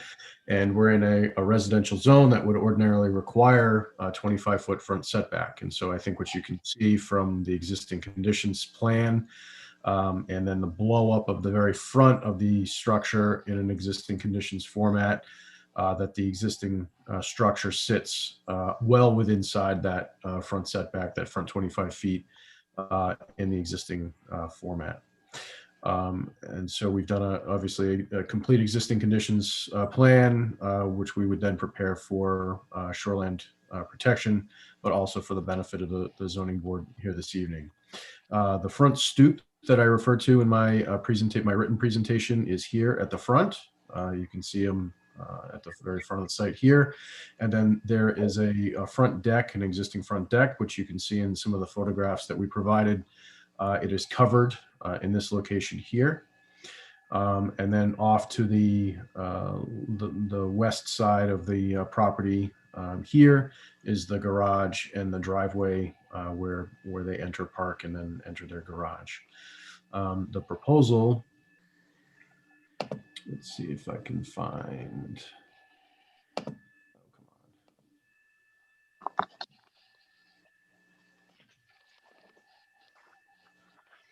on. There we go. Sorry about that.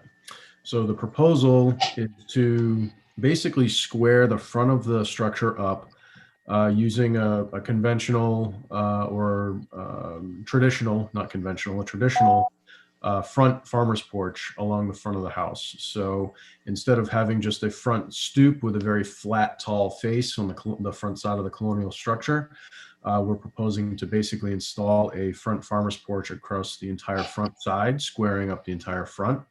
As you might see on the existing conditions plan, the existing stoop, the roof line of the existing stoop is 5.6 feet from the right-of-way line.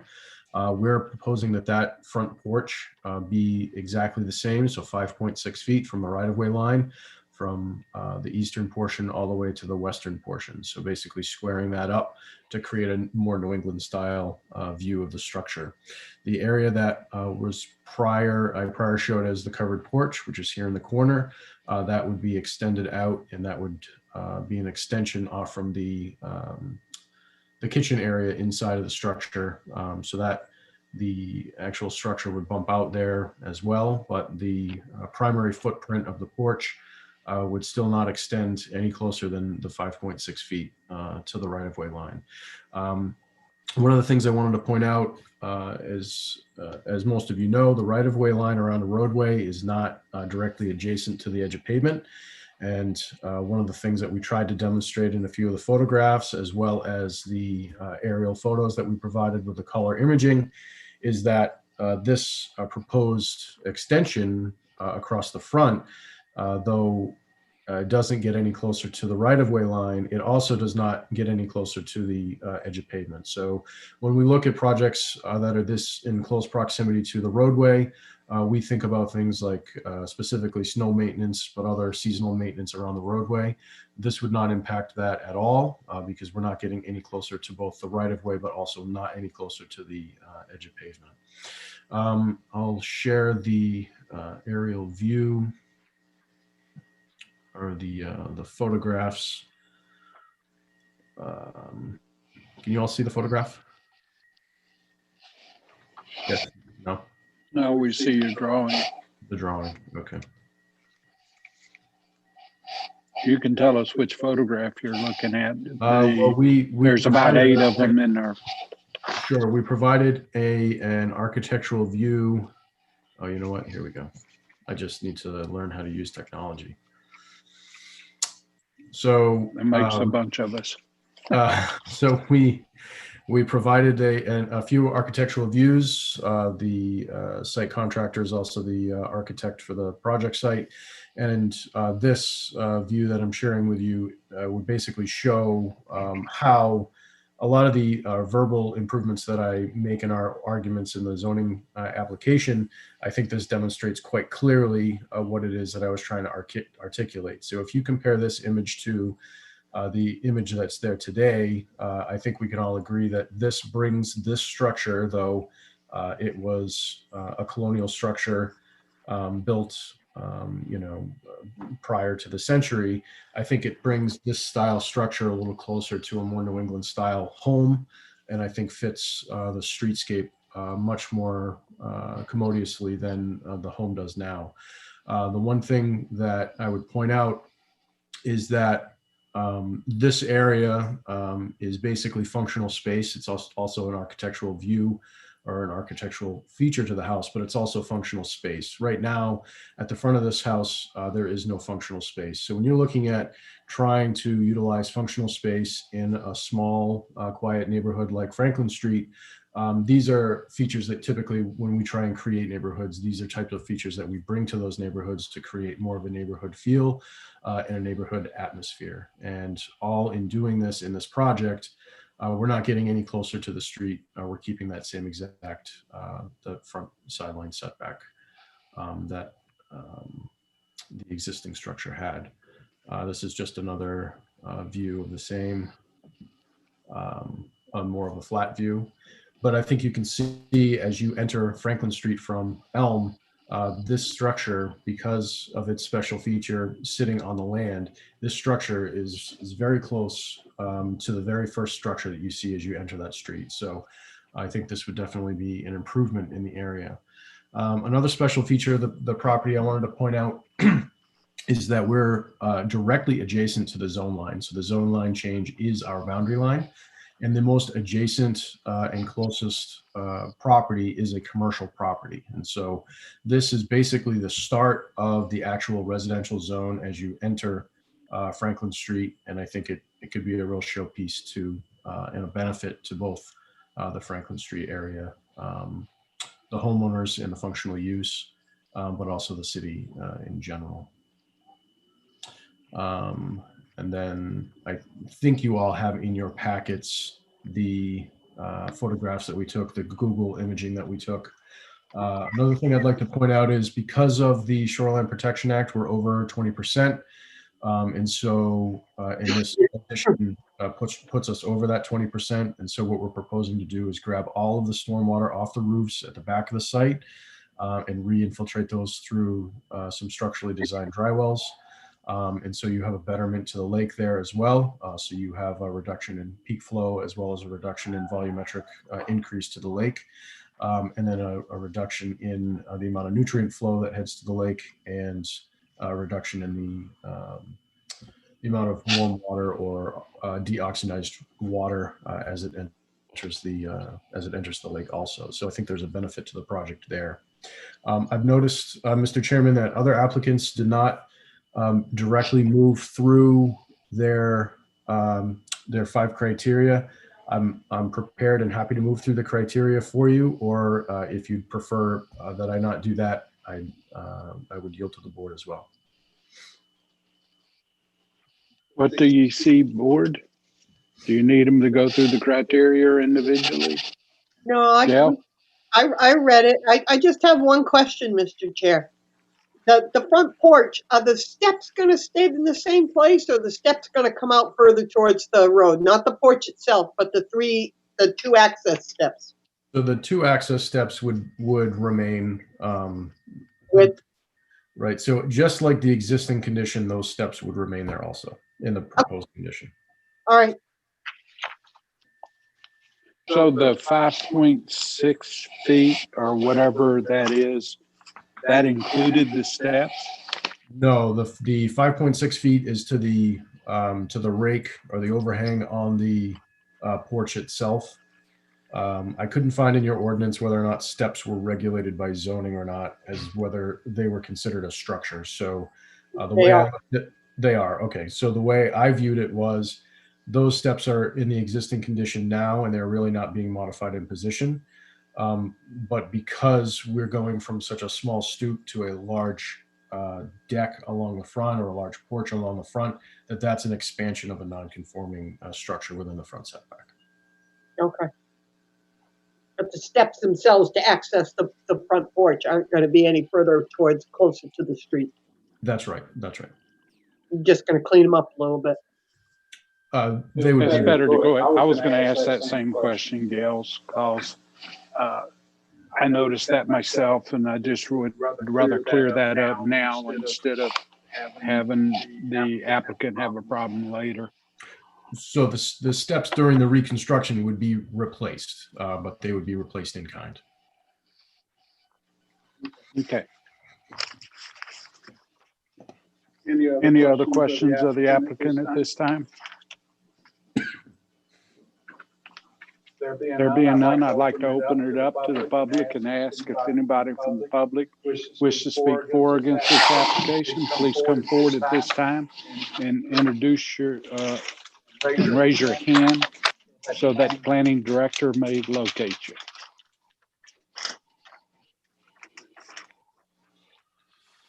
We have the actual owner of the property who is in the process of joining us here.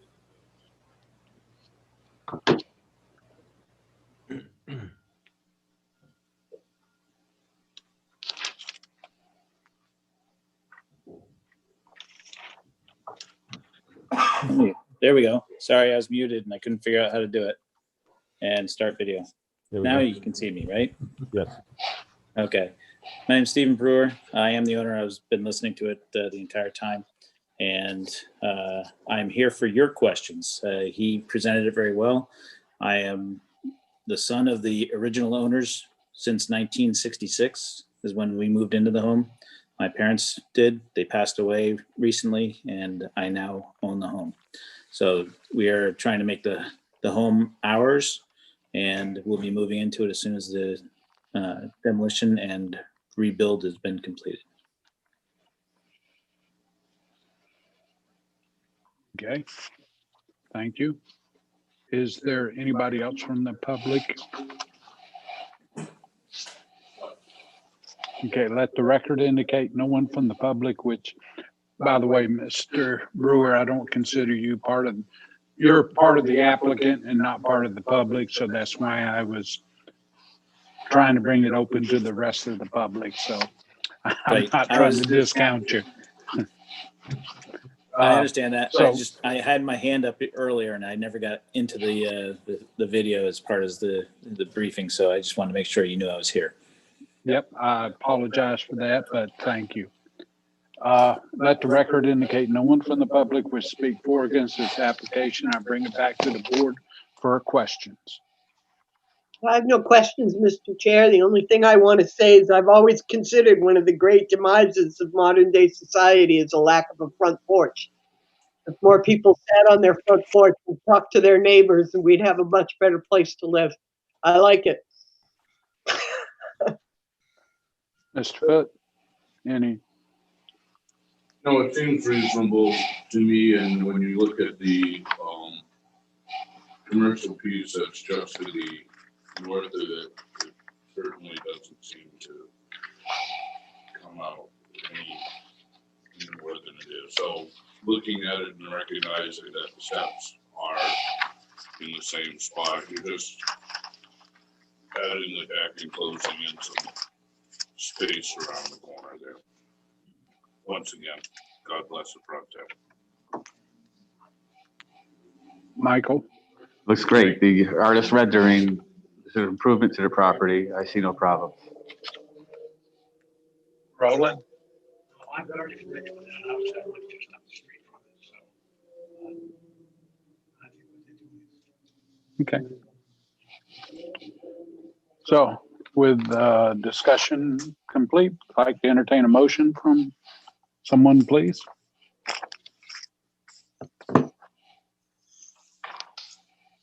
I'll make a motion, Mr. Chair.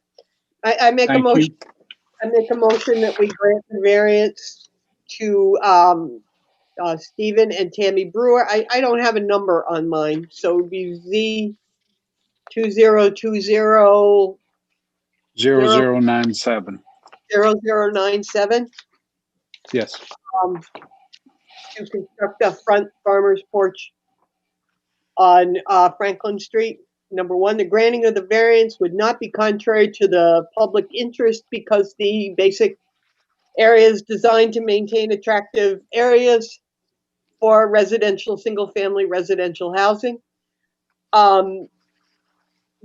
This does not deviate from the requirements of the order. In fact, it is consistent with the spirit of the ordinance, which is to promote single-family residences within this zone.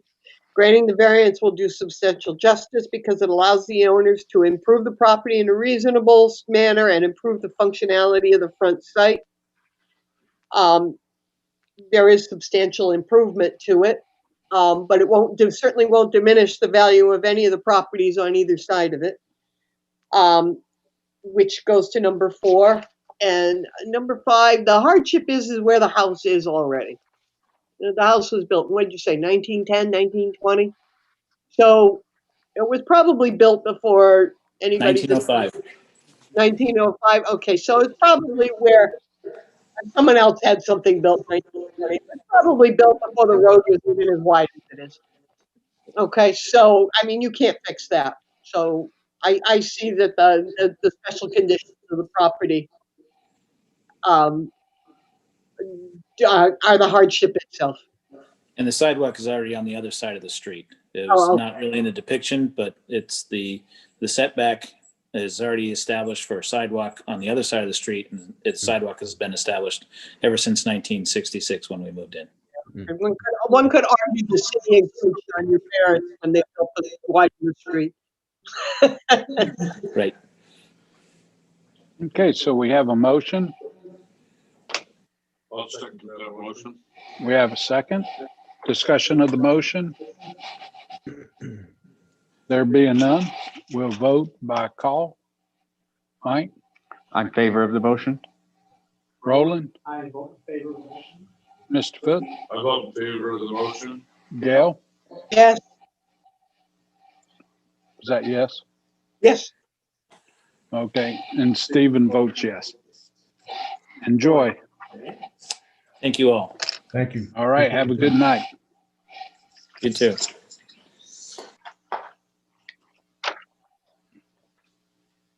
Okay, the next application is 0098 SE 39 Lenny Lane. It's a special exception. Applicant requests a special exception from Article 7, Section 235-41A to create an accessory dwelling unit. If the applicant is already there.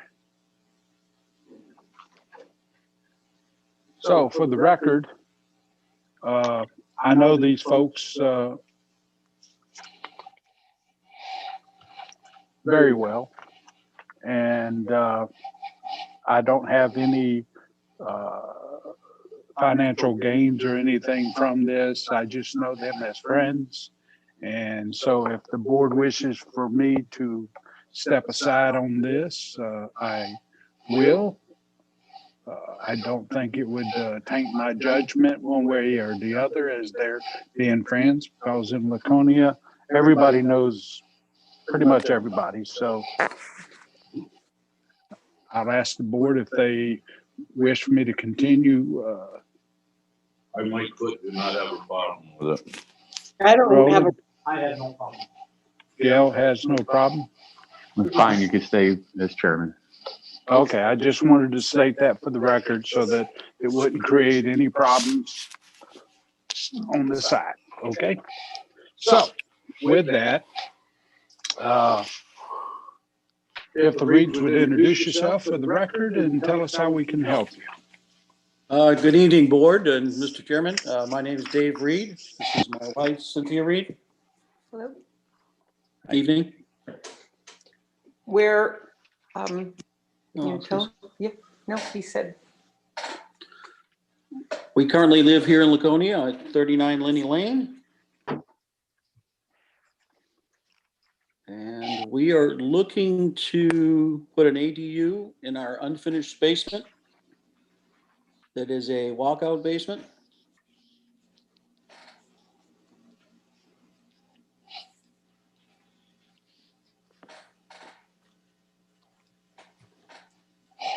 I believe you have a copy of my blueprint with the drawing on it.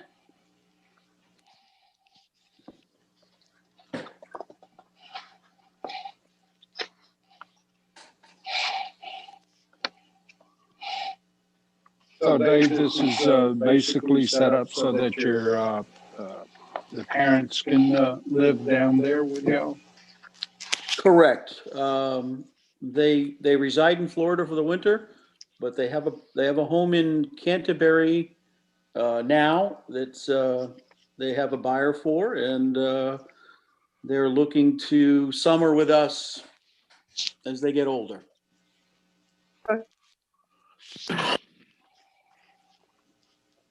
And you have, so if you were to add an ADU, you would need an additional parking space.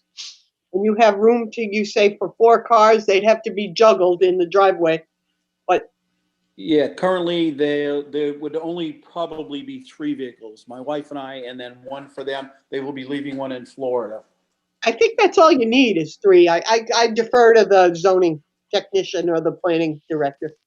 I believe that's what they told me when I talked about it. They said we had to have enough for 4 spaces, but they didn't seem to care about the juggling piece. It was just that we needed that space. Yeah. Yes. Actually, you don't really need to juggle. One family parks on one side of the driveway and the other family parks on the other side of the driveway.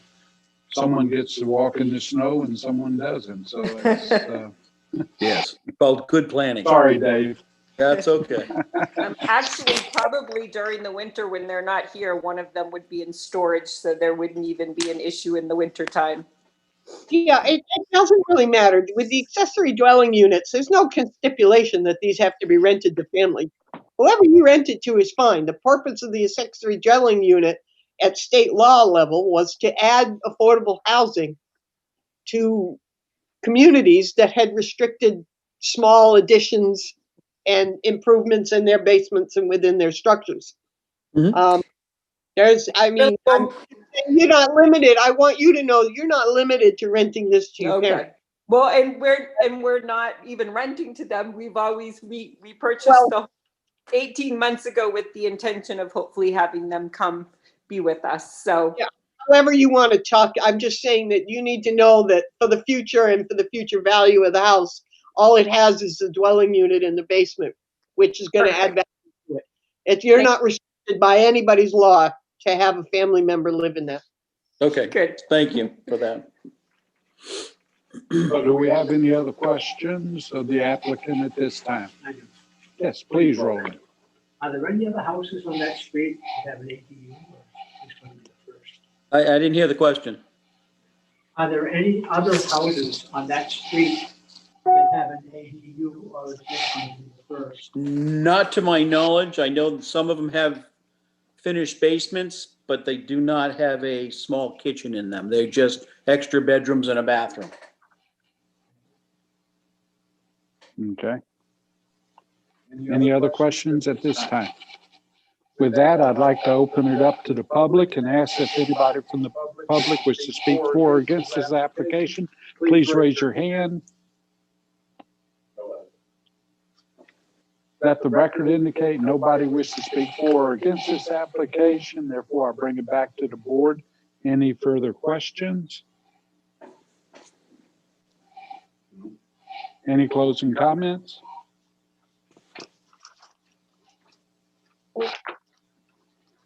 Any closing comments, Mr. Reed? No. Thank you. Okay. Thank you. I'll close it to the public and bring it to the board. Discussion. I was thought with the ADU, they could not park in front of the house. They had to be beyond the front, like in the side or the rear. You just have to have enough parking. Just to have enough parking spaces. And I'm looking at Dean and I don't see any disagreement there, so. Yes. Yeah. Amount of land requirement. That's in the city. It's a square footage requirement, correct? There's a minimum size of an ADU and a maximum size of an ADU. This qualifies both ways. I can't hear the question. It does qualify? Yes. Yes, it meets all the requirements. Yes. Michael, Mr. Foote? No, it seems quite reasonable. Gail? Nope, I'm fine with it. All right. If there's no further discussion, I'd like to entertain a motion from the board. I'll make a motion that we grant the special exception, number Z2020 or SE 202098 for 2039 Linney Lane for an accessory dwelling unit in the basement of their home. The recuse is specifically authorized in this chapter. It is. The requested use will not create undue traffic or undue pedestrian safety. They have plenty of space in the garage and the driveway for parking and traffic. The requested use will not overload public water, drainage, or storage. It will not. The required registered, the requested use will not create excessive demand for municipal police, fire protection, schools, solid waste. Not that we'd be out of the ordinary. There'd be an additional 2 people living there, but garbage is garbage. Unless your kids want to go to elementary school, then, you know. No, there's a grandparent program, so if they do like kids, they can always volunteer. There you go. There you Get go. back to any special provisions are set forth in this chapter. I'm assured by the planning department that they are within, all the special provisions have been met. It's not going to create any hazards. It's an unfinished basement with a walkout. The recuse is consistent with the spirit and the intent of this chapter in the master plan, which, as I said before, was to allow people to add additional small units to their homes, to create additional living space, and affordable rental units. And while this one doesn't appear to be rented at this point, we don't know in the future, but it does add a small unit to the city's housing stock, which is desperately we're in need of. Okay, we have a motion. Do we have a second? We have a second discussion of the motion. There being none, a vote by roll call. Mike? I'm in favor of the motion. Roland? Mr. Foote? I am in favor of supporting this motion. Gail? Yes, in favor. Stephen is in favor. Okay, enjoy your addition. Thank you. Thank you both. Appreciate it. All right, y'all have a good night. You as well. Thank you. Okay, the last application was withdrawn without prejudice because of a previous application for a variance that was denied. So that clears the agenda.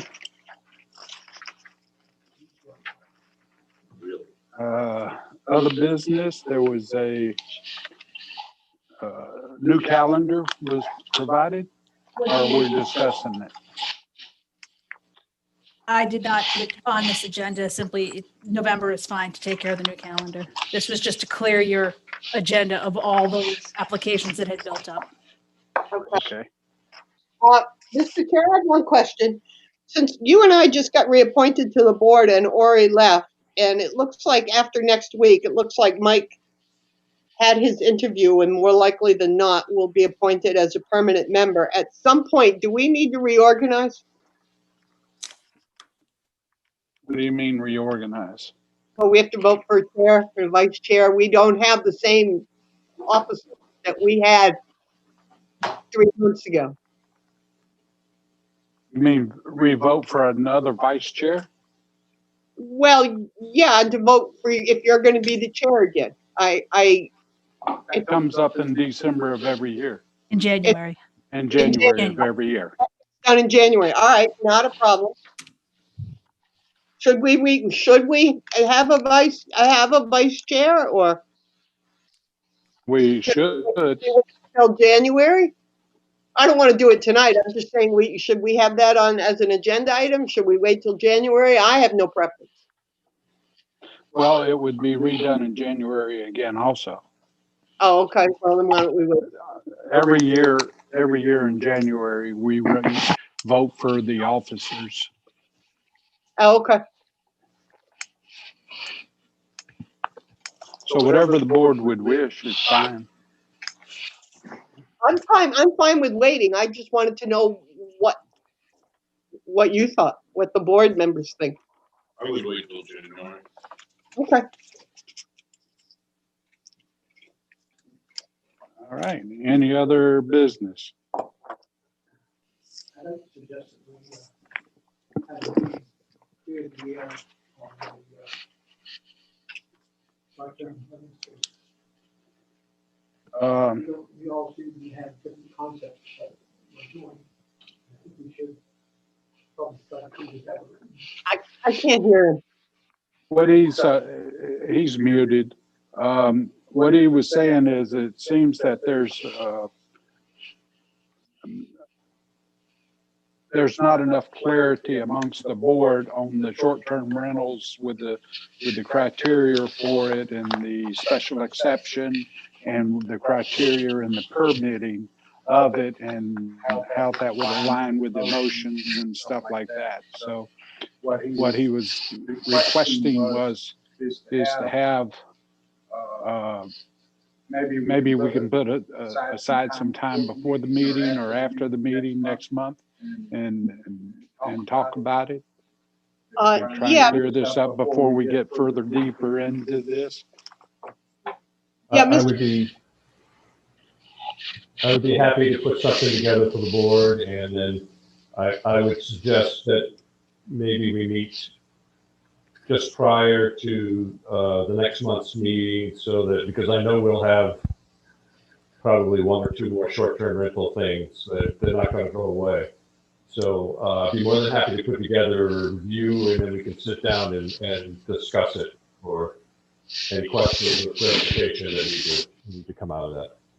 Now, Dean, you mentioned something that the city council was actually revisiting the ordinance to clean up some language in it. Has that happened? It Or has have you- not. It has not. Right. And I don't know when it will.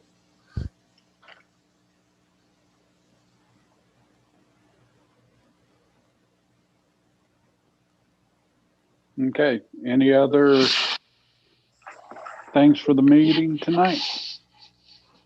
There being none, a motion to adjourn? We got a second? Where did the additional motion come from? Is that rolling? Rolling. Seconded by Mr. Foote. Yep. Mike? I'm in favor. Gail? Yes, favor. Roland? Yes. Mr. Foote? I'm in favor. Steve's in favor. Good night. Good night, Gal.